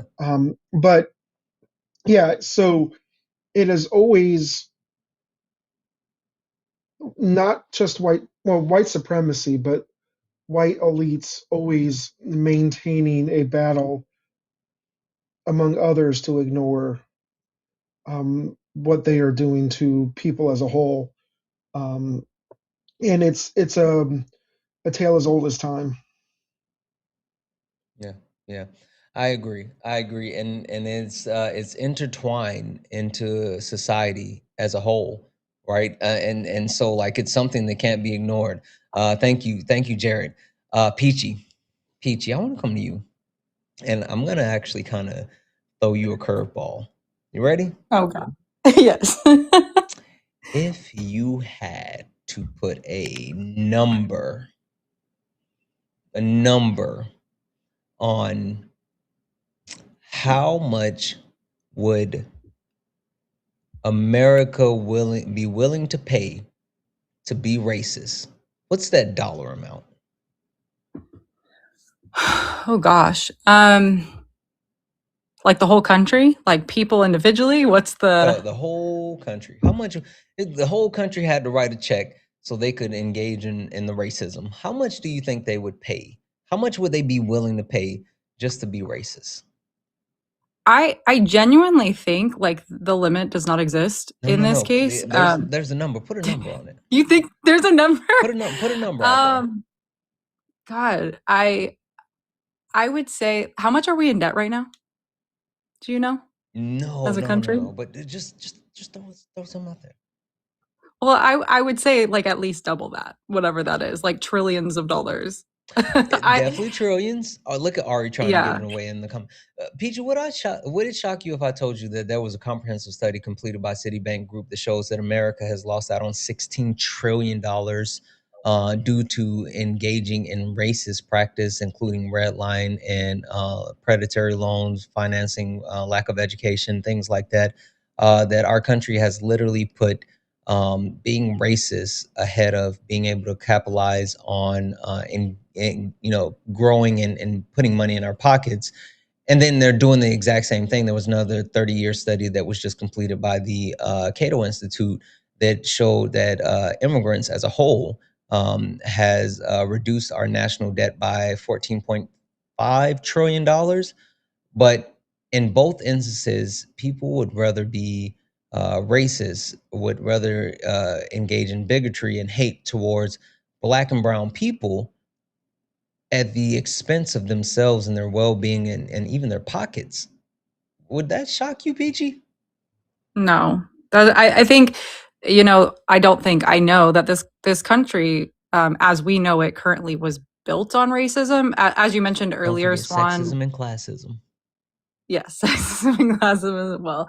As you mentioned earlier about Swan's topic about white men needing white supremacy to survive. I watch her lives every night. I go to sleep to them, honestly. Me too. I don't know when she sleeps. I'm still trying to figure that out. But I think that is a core part of the backing. I mean, there's lots of reasons behind this, but I think that's one of the core parts of it is that this country, as white people in particular in this country, I think would go to no end to keep racism going, because that's how white people survive. That's how white people keep the country going the way that they want it to. I think a lot of people wouldn't put even a number on that because they want it to be the way it is, and they'll pay any amount of money to keep it like it is. Yeah, I agree. And it's super interesting because when people think, well, one, they think that that's, not a thing, but two, when you say that number, it hits home, but it's something that we don't sit here and say, you know what, that couldn't be true. To your point, you're like, oh, it would be, it could be higher. Peachy, help me understand. Why is upholding white supremacy so important to not only white people, right? Certain white people, but like anyone who engages in that practice, because we know for a fact that, like, I say this all the time, there's black people who love parroting white supremacy talking points. Hell, excuse my language, but Joel Patrick loves running around talking about black incarceration rate 1350. Yeah. But like, there's so many people who want to uphold white supremacy, and like it's a desperate need at the detriment of them, no matter who they are. Yeah, I would say it's multifaceted like everything is, but I would say a lot of it is I would attribute to like what I would call brainwashing. I would say, you know, part of what happens in this country is that we intentionally keep our population uneducated, and we rewrite history in white people's favor. And so people learn from the moment they're born uh, things that are untrue as though they are fact, and part of a large part of that has to do with white supremacist ideals, to the point where people believe that these things, you know, like the Joel Patrick stuff, the 1350, all those things are correct because they've been taught those, just like they've been taught that the sky is blue and the grass is green. And I think there's a major amount of fear instilled in people that if white supremacy is overtaken, that they will lose massively. And there is this expectation put on people of color, women, other minorities to have proximity to whiteness in order to succeed, which is why they're so willing, obviously, to uphold it, because they view that as the path to success and the American dream. Yeah, I agree, and even more so, like when you talk about that and you talk about that quote unquote path to the American dream, I would be remiss if I didn't um, call out the fact that no matter how much someone tap dance, shucks and jives, and sambos their way across a stage, you will never be one of them. Uh, well, anyway, thank you for that, Peachy. I want to come up. I'm sorry. I want to come to line in the game, and I want to kind of pass it to you, right? And I would love to hear your perspective on how race has crossed borders. I know the interesting thing for me a lot of the time is that when you go to other countries, it may not be as persistent as far as like you know, I'm this race first. A lot of countries say I'm this nationality first, but the presence of white supremacy doesn't know borders, right? So, what is your thoughts around the international influence that white supremacy currently has? The fact that the alt-right movement is pushing not only throughout the United States but around the globe to expand the reach of those white supremacists who want to engage in those different facets of like fascism. Oof. That's a big one. So, okay, first I have to ask again, what in historical connection can I say on live? Just say it. We're good. You can talk about Okay. the reason why I set you up the way that I did is because I wanted you to talk about it. Okay, so obviously Germany, very, very dark and clear past on white supremacy. And the difficult part, I think, is that it never really left Germany. It was constantly there ever since Mustard Guy. And I see it around me that since Trump became president again, that they are getting much bolder in their stance and how they act. And with the 2015 refugee waves we had, who majorly came to Germany, in fact. That didn't help either. So it's been growing and growing. And I know there are European countries that are completely refusing to even take one refugee into their country because they just don't want them, especially when they came from Afghanistan and Syria. So, sorry, I'm a bit nervous. You're okay. You're okay. You're doing amazing. Again, the reason why I came to you and the reason why I gave you the question the way that I did is because I knew you were going to say what you're saying right now. So just say it. You are right where I want you to be, and saying you literally couldn't be saying it more perfect right now. You got it.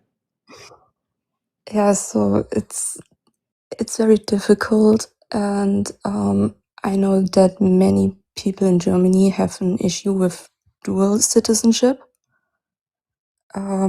from people who came from other countries. So there's that too. But I think the big issue is, as I said, it never left Germany after World War II. So after the war, actually the old officers built up our new police force and the military again when we were allowed to have it again. So they were back in those positions and also influenced the hierarchy in the military and the police force, and it shows definitely. So sorry, I forgot my my thought train here. Yeah, you were talking about how even once the Mustache Man was gone, and the actual rebuilding of the country as a whole, and starting to reinstitute certain things like the police force and the military, how those people who still had that white supremacy ideology started to make their way into those different sectors. Yeah, right. Okay. Now I remember what I wanted to say. The thing about it is that even during the rise of the Nazi Party, people who were explicitly persecuted by them started to use the same rhetoric, the same ideology, because they thought, hey, if I become one of them in how I act, they won't hunt me down, which didn't work, like at all. It didn't matter to them. But the thought is there, and I still see it. Like after the Soviet Union fell, Germans who fled during the war were allowed to come back and reclaim their German citizenship. And where I live, they all unanimously vote for the far right party. Like, guys, you're literally the one they want to kick out again. So wait, so are you telling me that the proximity to the actual fascist, the racist, the xenophobic, like get them aligning with them isn't going to protect them? It's not going to give them coverage where they'll be safe, even though they're literally the people that they hate? Absolutely not. It's like, seriously, sometimes I'm wondering, how are you still alive with how little you use your brain? But yeah, so they think they would be safe, but if you actually look into the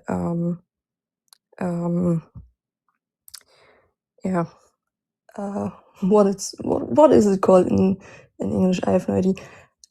Like when they go up for elections, they publish those papers with points they want to change. Oh, And the actual like their platform, the yeah, got it. The platform as far as like their what they're running on and what they stand for and things like that. Yeah, yeah, exactly. And if you actually look at them, then it's all in there, and they still vote for it, and I just don't get it. But yeah, so the problem really is they think if I align myself with it, then they will just look past me. Yep. And that never happened, and it will never happen, because if they actually get to a point where they can just do what they want, they will do what they want. And I just found a song, I think yesterday, where it literally says, it's all going to be okay until the enemy starts to look like you. And they don't get that. Right now, they might not be the enemy because they still need their votes. But once they have the power to just do what they want and will start doing it, they don't need them anymore, and they will become the enemy. Yeah. And that's always that always was the point, and I think it always will be the point, especially with supremacy of any kind. Yeah, no. You know what's funny, and one thing that I actually do, the thing that I love that about being on studio now is that I get to do this. I get to do this. I shared one of my favorite quotes from LBJ earlier, right? But now this is the perfect time to share one of my favorite poems, right? I absolutely, one second here. Where'd it go? I just had it. Sorry. It's something that I think that a lot of people may have heard me say like time and time before. And I think that it's something that, sorry. I'm gonna put this on the screen.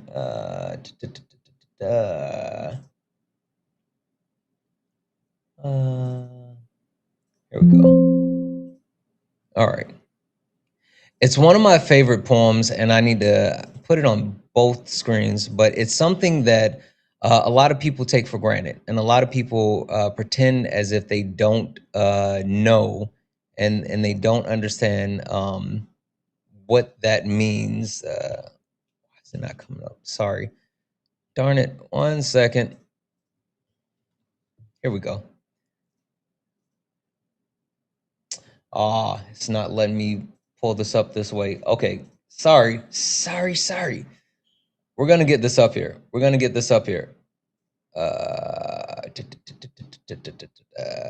Boom.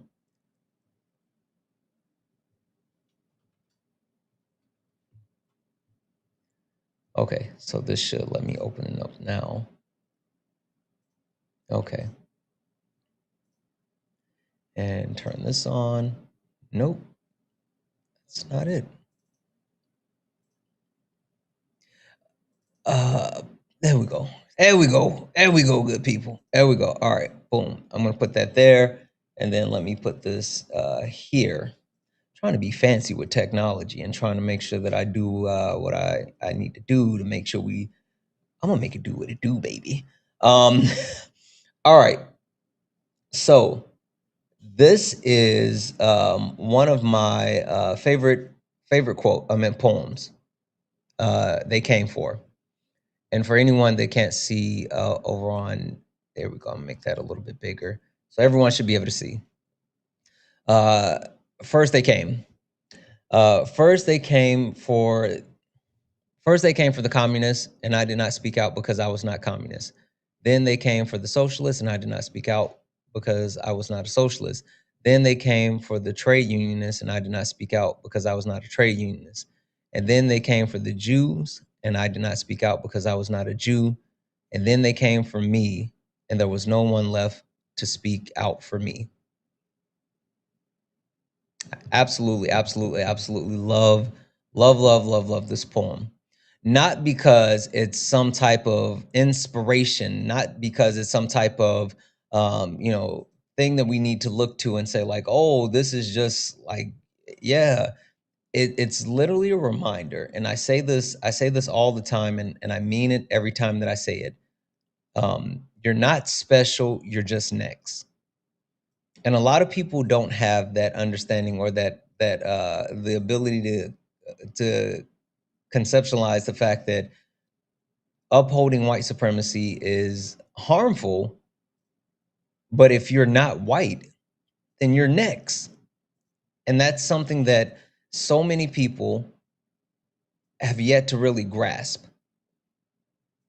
That's something that so many people who try to pretend as if it's not an issue, they don't deal with that. And I think you just hit that dead on the head. Thank you so much for bringing that point up, line in the game. So we are, sorry guys, we're getting close to the 2-hour point. So I want to make sure that I'm trying to be better with the time and trying to be respectful of the time. But I do want to come around the horn one more time. And so line in the sand, this is the first night of this conversation, and we're going to go into a couple of different places. But the one thing that I want to know from you is, what's one thing that you think that we can do, that we can take from German history, which I know you know well, to help us fight what's happening today?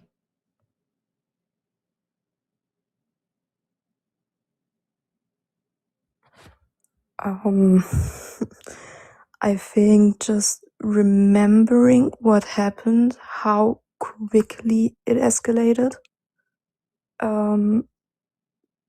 Starting, sorry, I'm a bit sidetracking, but starting with the fact that, in fact, Mustache Guy only needed 52 days to go from republic with elections to full-on dictatorship, the fastest legal takeover in history.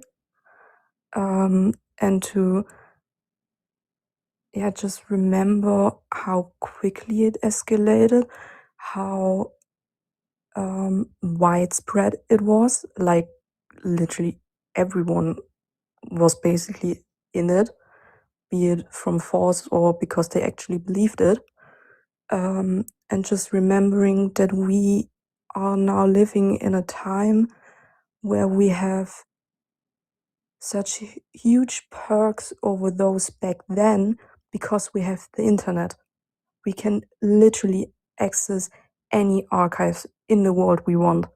And we can even have them translated for us with a simple click. So just putting in the effort to look into it and understand just how it happened and what it actually does psychologically to us. When we hear, oh yeah, but it's their fault and they are the enemy because of them everything is bad, and remembering that it's always easier to just blame others than actually putting in the effort to research it and think, really, really think about it, and asking ourselves, does it actually make sense what they are telling me? Or is it just easier to accept it? So, just remembering that we have resources like basically no other generations before us. Yeah. And to use them like they're intended to be used. Yeah.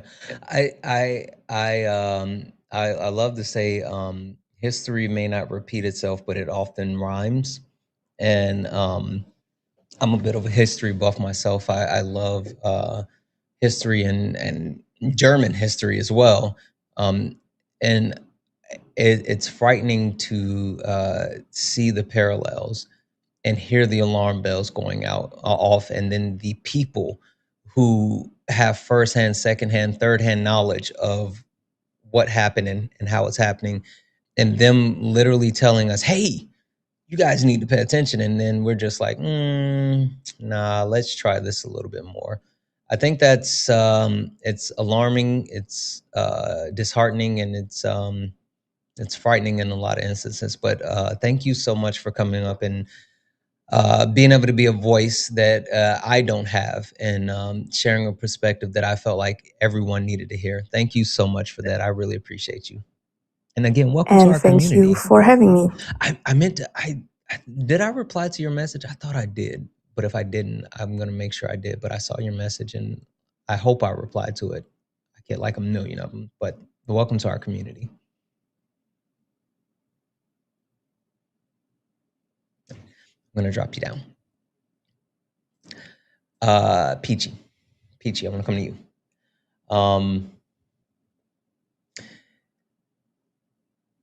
Peachy, I'm going to have you speak on something that I think is important. Okay. These white men out here mad because white women don't want to have babies with them no more. Mm-hmm. And so now that white women don't want to have babies with them no more, they're trying to do stuff like restrict their bodies and take their votes and all this other stuff. Peachy, why is white supremacy so adamant about continuing to exist, so much so that they're willing to infringe on the bodies of women to get what they want, to increase the birth rate that continues to fall? Yeah, I think this is similar to what I mentioned earlier. I think that white supremacy is the way that white men will continue to survive in this country, and quite frankly, it's all they know. And even though we know, as was mentioned previously, that like racism harms everybody. For example, I think the patriarchy harms everybody as well.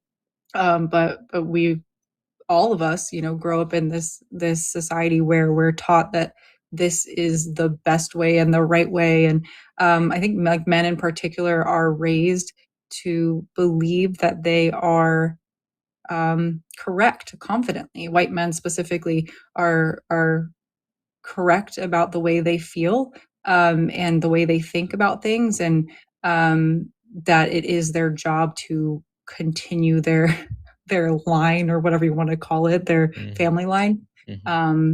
And that's like the ultimate goal, is to continue that on, right? And continue on their last name and all of those things. I think it's vital to their success as human beings. They don't know how to be humans, or who they are, quite frankly, if they don't have white supremacy. And that's why they're willing to step on women. I would also say, like, obviously misogyny is a big part of white supremacy.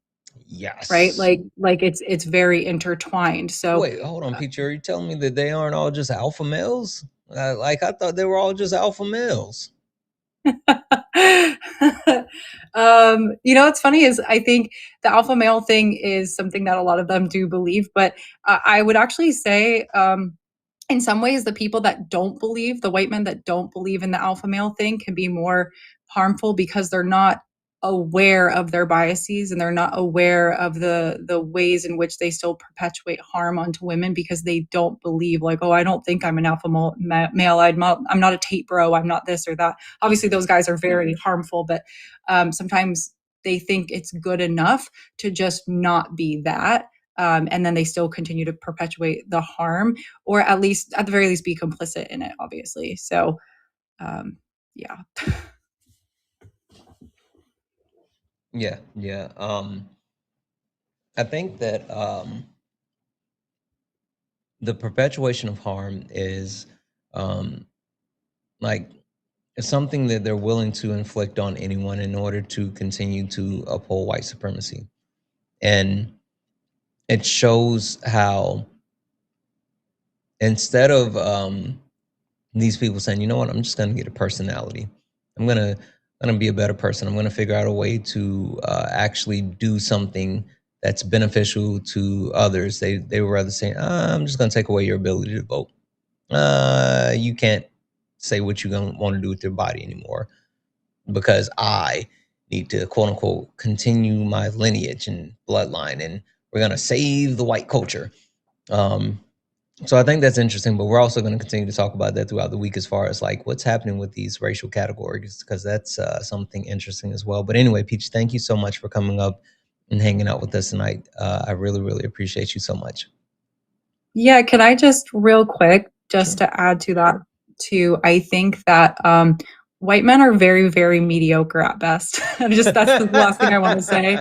And I truly do believe that white men, without all of the advantages that are given to them by white supremacy, and obviously as a white woman, I receive some of those as well, they simply they wouldn't be anything. They wouldn't have the positions they have. They wouldn't have the power they have.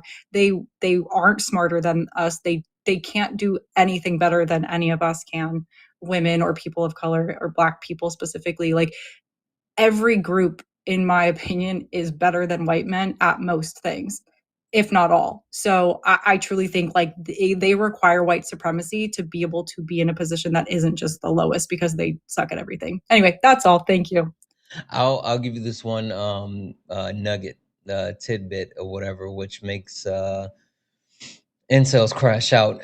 Did you know that this is the first time in United States history that white women are actually graduating college and obtaining equal pay to white men? And equal to them? Yeah, like right out of college is the first time that they are able to obtain college degrees that gives them equal pay.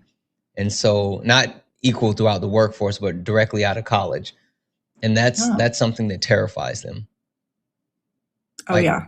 It's super frightening that they're going to college and obtaining degrees and the same pay right out of college. So that's the thing. That's interesting. Yeah. Anyway, I appreciate you. Thank you. Yep. Good night. Jared. Peachy said the mediocre white man comment. I didn't say that, but speaking. That was putting it nicely. Jared, in all honesty, I say this often, that it's going to take like white men like you, and people love saying, Santana, you're a racist. I used someone over on YouTube just now said, this is a racist channel. You know what I really want to say? I want to say, watch this. But Jared, I put this at the feet of white men, and there's often a crash out from the white men that I say this to. But then when I talk to people that I trust, people that I respect, white men that actually understand what's happening, I tell them all the time, like, hey, this is your responsibility. Like, we need you to lead the dismantling of white supremacy. We need you to lead the dismantling of the patriarchal system. And they don't get mad. They don't look at me confused. They stand up and say, like, I have to shoulder that burden. Jared, you are, even though you're like you're new to our community. You're very early in like a lot of the things that you're reading. You're growing, but you're doing the things. What role do you think you have to play in dismantling white supremacy as a white man? That's a tough question, because I know what I have to do internally for myself. And I will say the deconstruction isn't new. It is taken on another level. But it's we're at a point where that men like me have to get in the way. We have to take the brunt of the brunt of the blows, and absorb the attacks, because you and others have put your bodies and your minds and your energy on the line for far too long. And we have to step up. And I do it in my own way that I can, is that part of the reason I join these panels, and to talk, is to try to be an example of, it is worth sitting in your discomfort. It is worth listening. It is worth learning. And if, I'm not the type that will, I mean, no, granted, I'm sitting here, anyone, sling slurs at you or any of the mods, Papa Bear comes in. Like I'm a very docile, I have to hold myself back, but I'm the type that I want to show that it is possible, that it is worth growing and changing. I mean, I had to do it myself. I started raising my nephew. Not this is honestly, my nephew is black. I had to learn that the world, he's going to grow up in a world that sees him differently than me.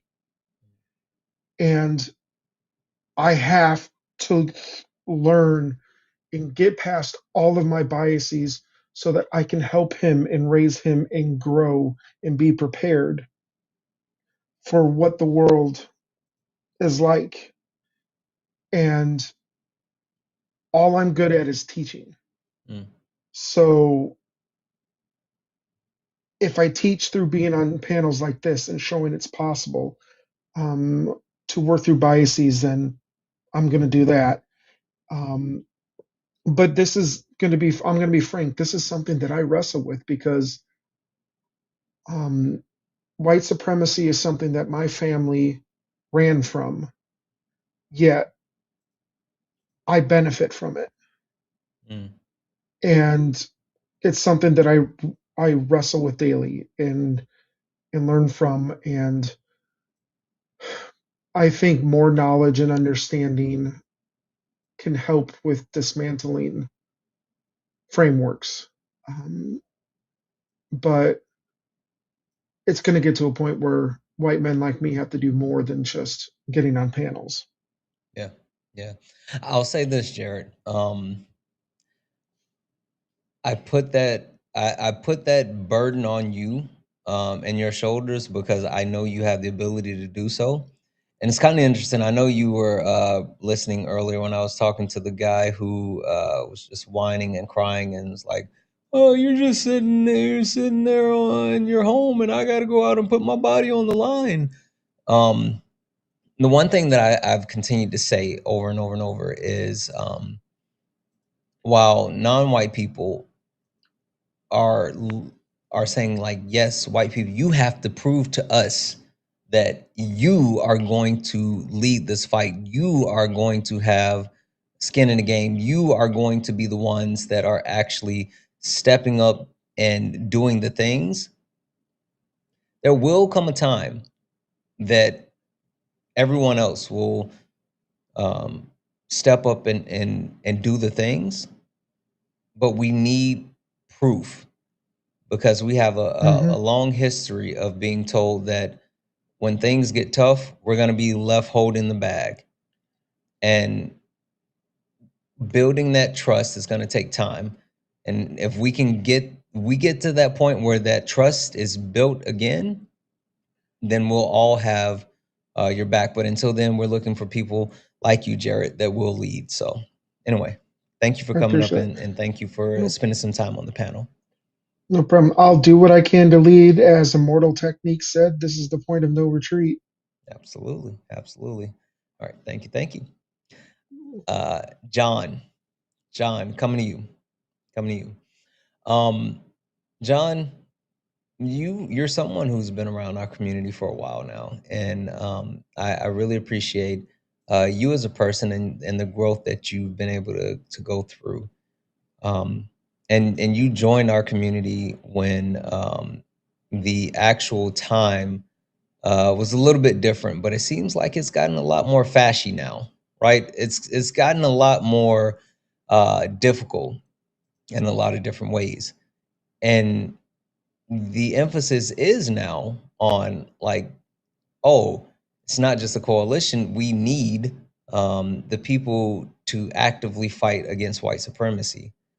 John, you have an understanding of what it takes to battle white supremacy as a white man.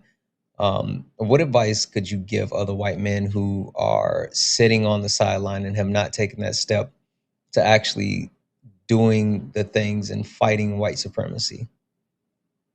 Well, a few things, and I've said this before, but you know, us white people, especially white men, when when we say something or do something that's called out as racist, we need to stop being offended at being called. We need to stop getting offended at being called racist and figure out why we're being racist and work on work on deconstructing that racism.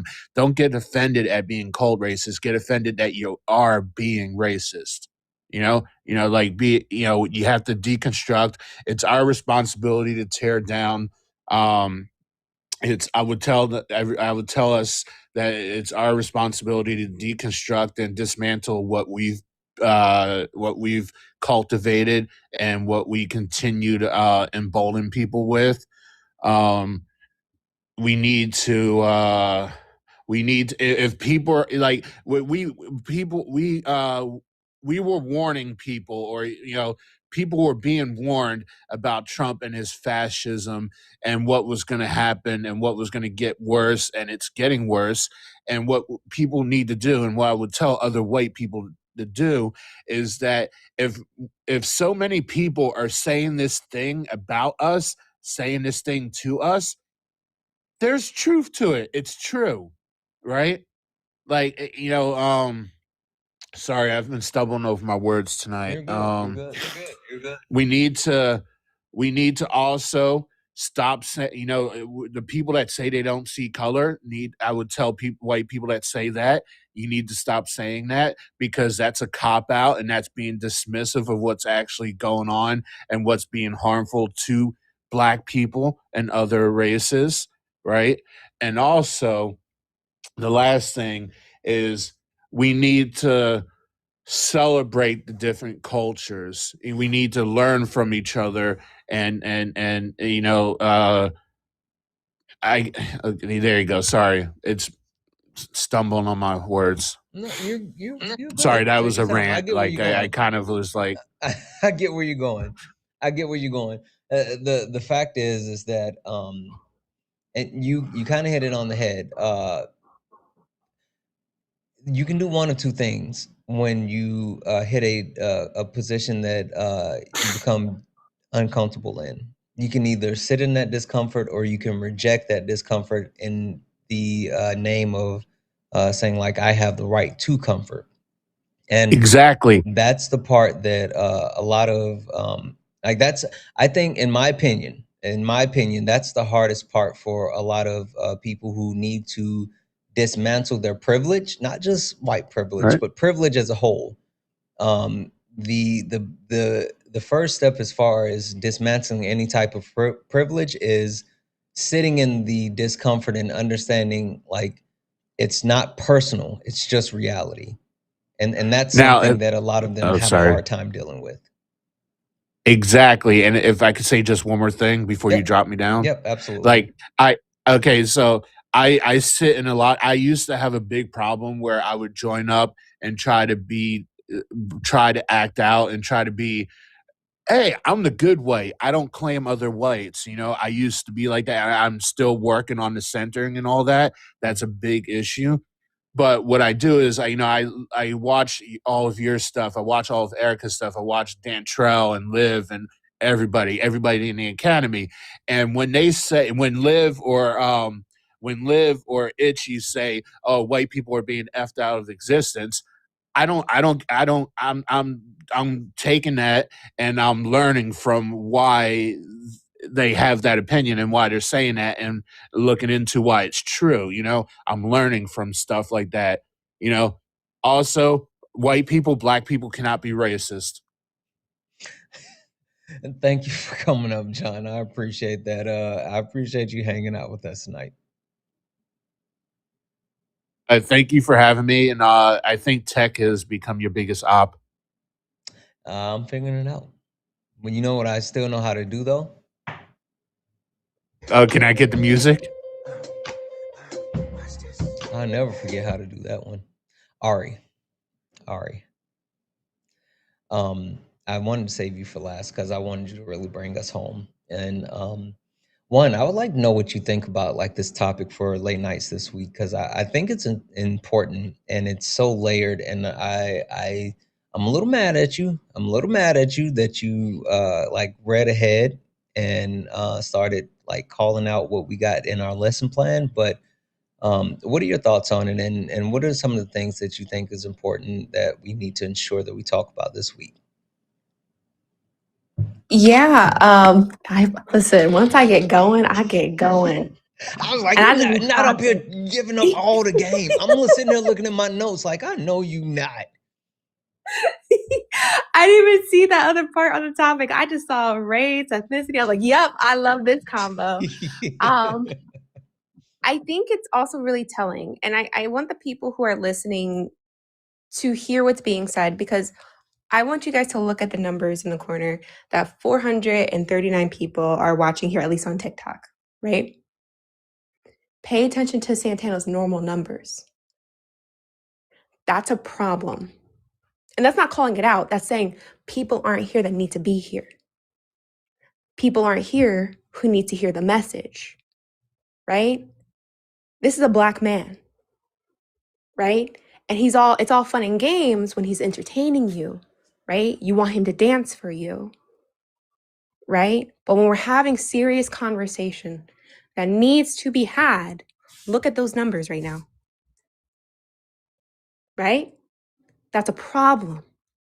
That's why this conversation is so important, right? When Black people aren't performing for you the way you want them to, you throw them away. You do not pay them any attention. They're not saying the words that you want them to. You're not paying attention.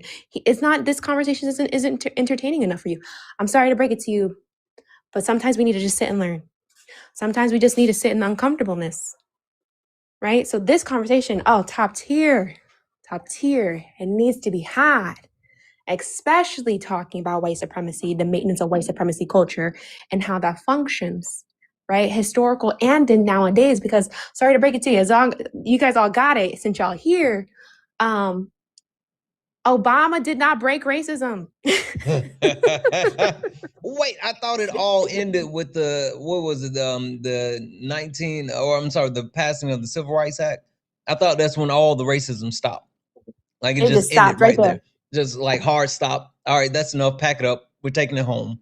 I thought it was all done. Poof. But unfortunately not. And I heard there's educators here. I'm a teacher as well. I teach on this. And actually last week is the hard week I showed my teachers active footage of the school to prison pipeline. We're seeing 7-year-olds being arrested for being autistic and Black, right? 7-year-olds. The youngest child put on unaliving row was 14. Actually, he may be younger. I might be confusing his age with the age of Emmett Till, another child who was unalive because of white supremacy and white supremacy culture. Right? And the only way we dismantle it is by talking about it. Sorry to break it to you that way too.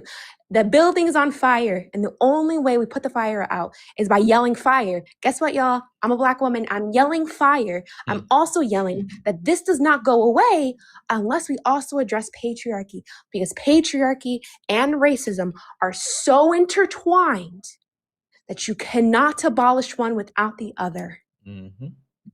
So Black men who are listening, listen, one thing that Swan says, and listen, I'm going to say what I say. I love when Swan says this: Black men and white women are just in a race to be white men. I've never heard her say that. Holy crap. Swan say that all the time, and it's so true. God. Oh my God. It is so true. Awesome. They are. Awesome. And so that means y'all got to unpack y'all stuff, get it together. That is awesome. So yeah, that's it. Like this is still happening. It's happening in our education system. Students are still disproportionately being expelled. We see Black women who just lost over 300,000? 300,000 Black women. 400,000. Black women lost their jobs, right? DEI, people don't even know what DEI is. We see the mediocreness of white men coming up on these panels every day, allowed to talk out their butt, while Black and brown people and women are forced to educate themselves to educate them. We have to be the most intelligent person in the room. But while white men are allowed to be mediocre, this is why if you are ever in my space, I point and laugh. I want to laugh at them because you're not allowed to sit there and be mediocre. And I'm not gonna not gonna laugh at you. But that's it. I digress. This is a great topic. I'm excited to see how it goes. I'm excited to talk about white mediocrity, but we need to talk about it, and we need to get these numbers up because we need more people in the space because more people need to be here. More people need to listen. Listen.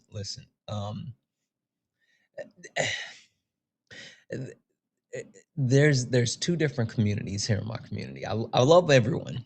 I love everyone, and there's not many people that intersect, right?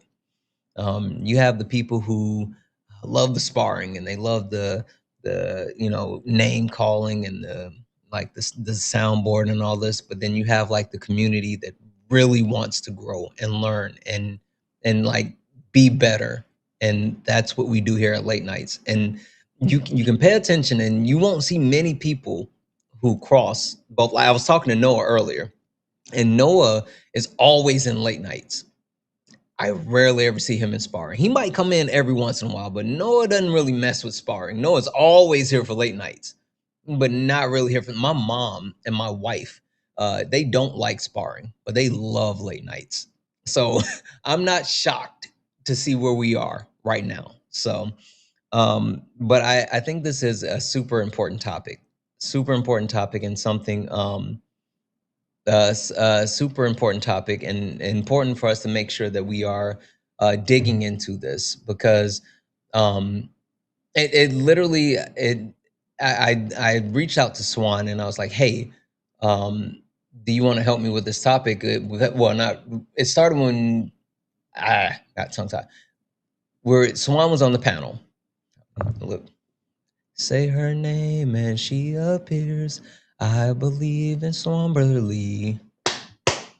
Anyway, Hello. hey Swan. I got this from Swan because like I always listen to Swan, and Swan always says, what's your age, race, and pronouns or preferred pronouns, and like they can never get out of the starting blocks, right? They can never get out of the starting blocks, and I was just like, Swan, we need to do one with like race, ethnicity, and nationality because it's kicking their butts.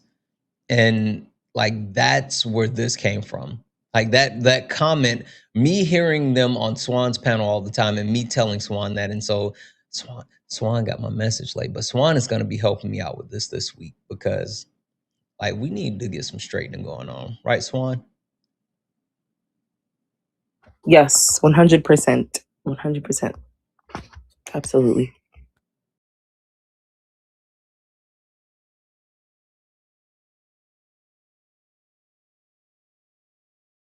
Swan, I'm gonna give you the floor for. You said what?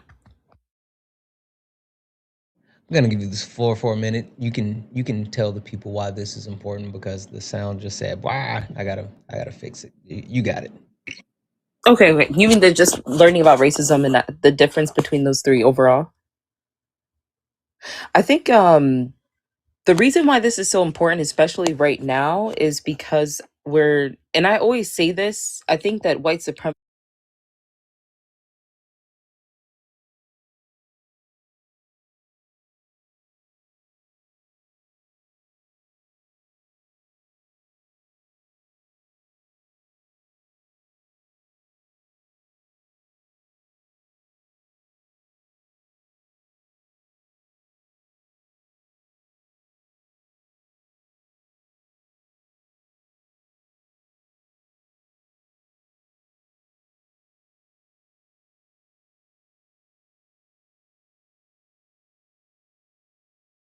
or close to 400,000 Black women losing their jobs, that means that the Black community has currently taken a financial loss in the billions, which is going to make things very difficult for us because, as Black Cabinet says, when America, the United States, gets the cold, Black people get the flu. And that's true, 100% true. And there's even more things that are happening trigger warning. There are some things that have taken place. I don't want to say too much about it, but there are some unalivings that took place recently, and all 3 of them stem from racism and white supremacy. 3 Black men that lost their lives recently. So I think it's important for people to really understand racism is a lot less visible than it was in the past. I do think that it's they're starting to turn it up. People are becoming more emboldened for sure, but it's less visible, and the danger, it hasn't gotten better. It's just less visible. And I think the danger in that is that you really have people that think that there's no more racism, there's no more systemic issues, because they've never taken the time to do their research, right? Because Barack Obama became president, Yep. Yep. So I think that's, we have to continue talking about this. We also need to talk more too, and I'm not sure if, I don't want to go too much into this, but there's also the virtual aspect of racism. This is a beast that we've never had to contend with before. The way the alt-right pipeline was able to recruit and indoctrinate online is something that not enough people saw coming. And this started over 10 years ago. So we're knee deep in it. But that's why all of these things are important. And I think when we talk about who's privileged within a particular system or structure versus who's oppressed, the people that are oppressed, their material conditions are negatively impacted, right? The people that benefit from those that are oppressed, obviously they don't have to worry about the same thing. But think about the fact that there are people who can recognize that they benefit from other people's oppression and they're content, right? They don't think it's right. They'll say it's not okay. But what are they actually doing to dismantle these things? They are content with the oppression existing. And that is a flaw for those that are privileged. That will be a flaw for those that are privileged, is that they don't even realize that they are just content with other people being oppressed. And none of us should be content with it. And I would say that that's how privileged people are harmed by these structures. The ones that benefit from them is that they're fine with the harm happening. So yeah, it's very important. A lot of things. I'll shut up because I'll just keep going and going and going. No, listen. You're gonna have the rest of this week to get active. I just saw your message, and guys, it's official. Swan's gonna be helping me carry this topic throughout the rest of the week. I think it's super important, and I think it's something that we need to get into, and even more so. There's a lot of people who, Swan, I think we're gonna hurt a lot of people's feelings this week. Like I don't know how often you look over at YouTube, but they've been crashing out all night. Like it's weird. I still got to train the YouTube chat, and I'm getting them there. Like the MAGA and like the white supremacists and all this other stuff that hang out on YouTube, they think that they have a right to comfort because they have they're keyboard warriors or whatever. But this is going to be a triggering week for a lot of people, and I think a lot of people are going to have to sit in that discomfort. So, absolutely. A couple of quick things, really quick, guys. W's in the chat.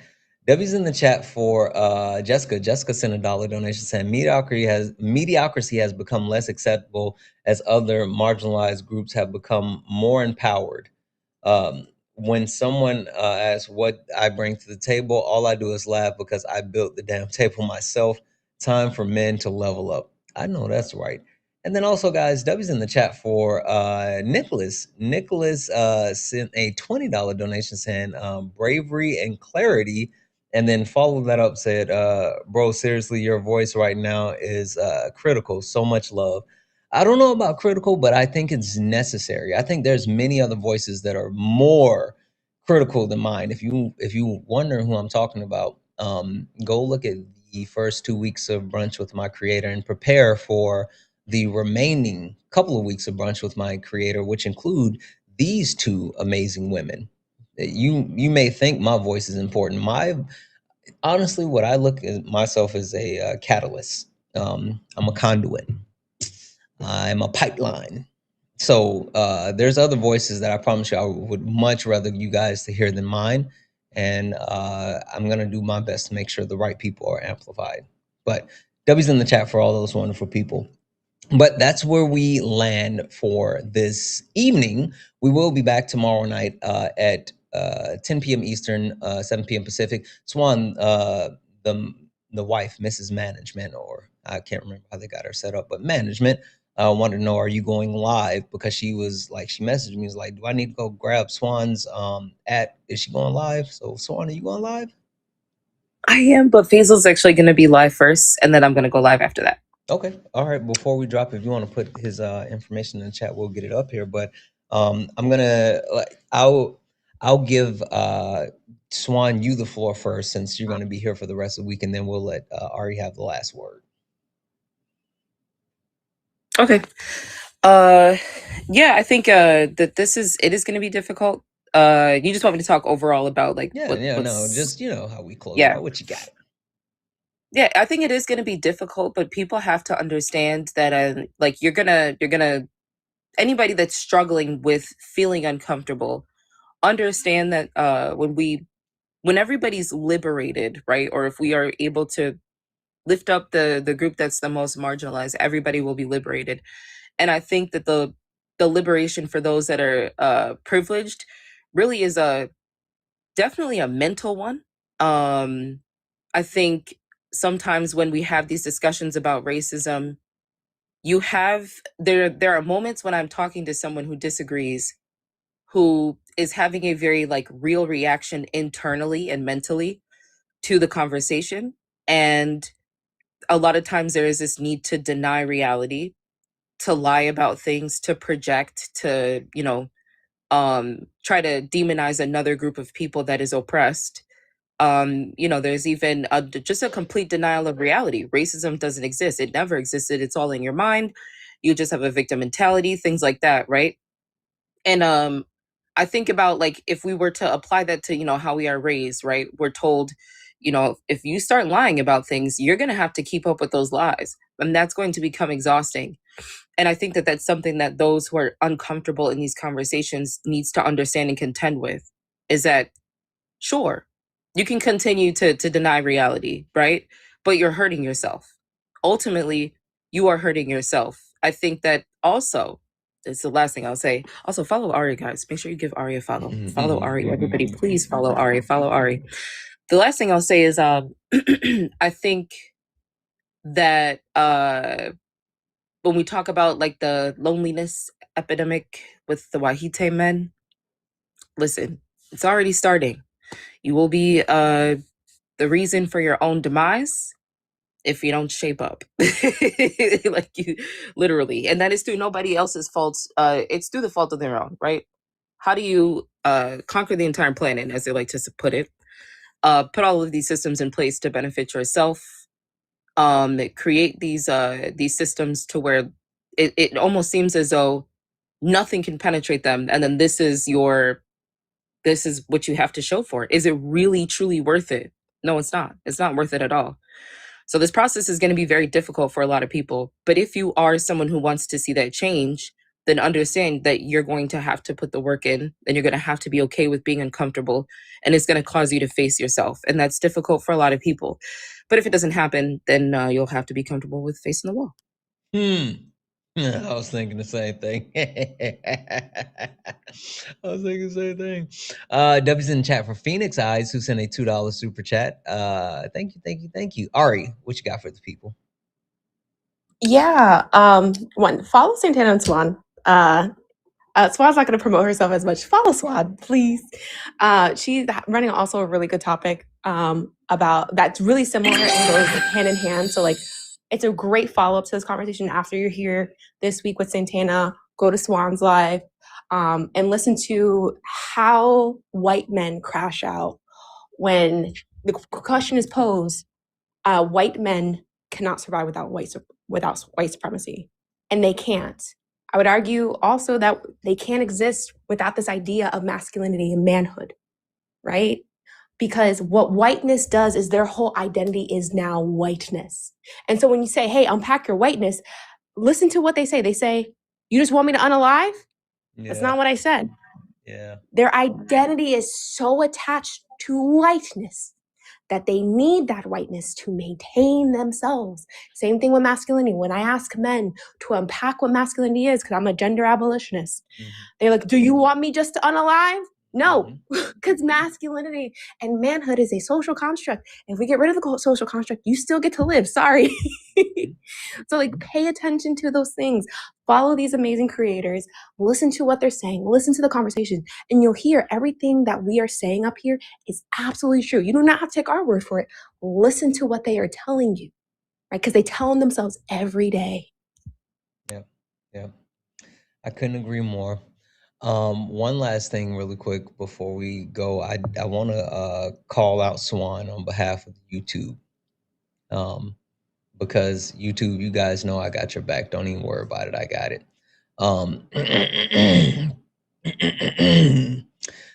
Does Swan have a YouTube? Swan Burley 22 is her YouTube. She hasn't posted anything yet. And then someone else says, Swan Burley, she should be posting something soon. And then somebody else says, Swan on YouTube? And then somebody said, yes, Swan YouTube is Swan Burley 22. And then someone says, Swan, work on a new YouTube setup. So I just wanted to be the messenger. Actually, no, I'm glad you said that because I need to get in the habit of promoting it. But if you guys go to my link tree, it's there's a link to my YouTube account there. I don't have anything up just yet, but I will be adding like an introduction video They to went to start go with. check and saw that Once, you didn't have anything. They were yeah, mad that you don't have anything up yet. it's kind of embarrassing because I'm like, yeah, everybody go follow my YouTube. I'm like, oh, I got like over 50 subscribers on YouTube, and I have nothing up here The to people show were just saying anybody they just went anything. over and subscribed. Like they was like, we just subscribed. No, I'm sorry. Go ahead. No, you're fine. Well, shout out to the subscribers because I'm up to 85 now, and that's definitely something I did not see coming. So I will be posting a video though, just like an introduction video to this week, and then I do want to start to repost, I think, impactful, discussions or clips coming from my live, and then once I'm like, once the technology is all set to go, then I will probably work on double streaming. Are you So are you good? Did you get everything that you need? I have a list, so now I just have to set out to find it all. And then I'm gonna have to have someone assist me with like how I'm gonna be setting it all up. I think my biggest issue, like the accessories part, that's fine. But I think my biggest issue is figuring out which type of like PC to get. That's really the only thing. Yeah. I just need to figure out what's gonna work best. But yeah. Well, you got options. All right. Swan, Ari, thank you both for coming up, hanging out. You guys, we're gonna head to Faisal. Management is gonna pin Faisal's once we drop everyone down. But thank you all for coming up, hanging out tonight, and we're gonna keep it going this week. Thanks for having me. Thank you. Thank you. All right, I'm gonna drop everyone down, and that way management can. Hold on. How to do the thing? I can't. Well, I can't. So I'll just go one at a time. That's fine. We are getting ready to call it, but it may not be the end of my night. Guys, if you look on the screen, right, it may be hard for some people, but Twitch, Santana Speaks 24. My Twitch is Santana Speaks 24, and I have my Twitch set up, right? So I got that taken care of last night, and I am officially going to be doing like gaming and Q&A over on Twitch. I normally, after I finish a stream, I normally just sit around and play the game for a little while to decompress. And I said, why not do it on Twitch? So last night I tested out like my setup. It was me and like 8 of my closest Twitch friends. We were twitching. We were Twitchers, Twitchering, whatever. And we were listening to some Young Jeezy, Trap or Die, and playing Elden Ring. So Mad Cat, so what the hell is Twitch? Don't even worry about it, Mad Cat. If you don't know what it is, don't even worry about it. But no, make sure you follow me on Twitch. Santana Speaks 24. I'm gonna be doing like Twitch exclusives. So I'm only going to be streaming on Twitch for like gaming, and it's like I'm not gonna broadcast it to any of the other platforms. So if you're not there, you won't be able to check that out, and you won't be able to get involved in like the Q&A, because I just sit there and talk to the people and game, and like we hang out and do like cool stuff. So make sure you follow. I might hop on tonight. I'm pretty sure I'm gonna hop on at least for a little while tonight. So anyway, let's get out of here. See Faisal's at is pinned. We are going to go ahead and go. Let's call it a night, good people. Yeah, this ain't your regular panel. Nah, we speak the truth. Late nights with Santana and Mama Jones watching. Better keep it clean. Let's go. Late nights, truth in the convo. Everybody get a seat at the table. From the block to the books, we mindful. No screaming, just dreams in the Bible. One mic, one voice, we build bridges from the heart of the hood to the world's big issues. Politics, pay, different cultures. But the real ones listen before they rebuttal. Late nights with Santana. Yeah, Mama Jones watching, so keep it grown. Ain't about flexing, this is purpose zone. Santana hold it steady when it might get hot. But we ain't here to fight, we here to connect the dots. Yeah. Late nights with Santana. You already know. Late nights with Santana. Guys, it was a wonderful night. Wonderful night. I appreciate all of you. Thank you all. Thank you all for being here. Thank you all for being amazing. Hey, hit that follow button before you leave. Hit that follow button. I'm trying to get up to 100,000 followers on the main account, so make sure you hit that follow button. Over on YouTube, thumbs up, hit that thumbs up and subscribe. We hit over 18,000 followers over on YouTube, and we're driving towards 19 now. So if you have not followed the YouTube, follow the YouTube and follow the Twitch. Santana Speaks 24. I'm gonna get out of here. We will be dealing with this conversation all this week. It's going to be an impactful conversation. I'm so excited to continue to flesh this out. If I did not get an opportunity to bring you up tonight, I promise you I will get you in here over these next 3 nights that are coming. So hold tight. Anyway, guys, thank you for all the gifts, the taps, the likes, the shares. Thank you for all hanging out. Thank you for all being absolutely amazing. Thank you for being here with me this evening. I love you all. And as always, peace. Late nights with Santana.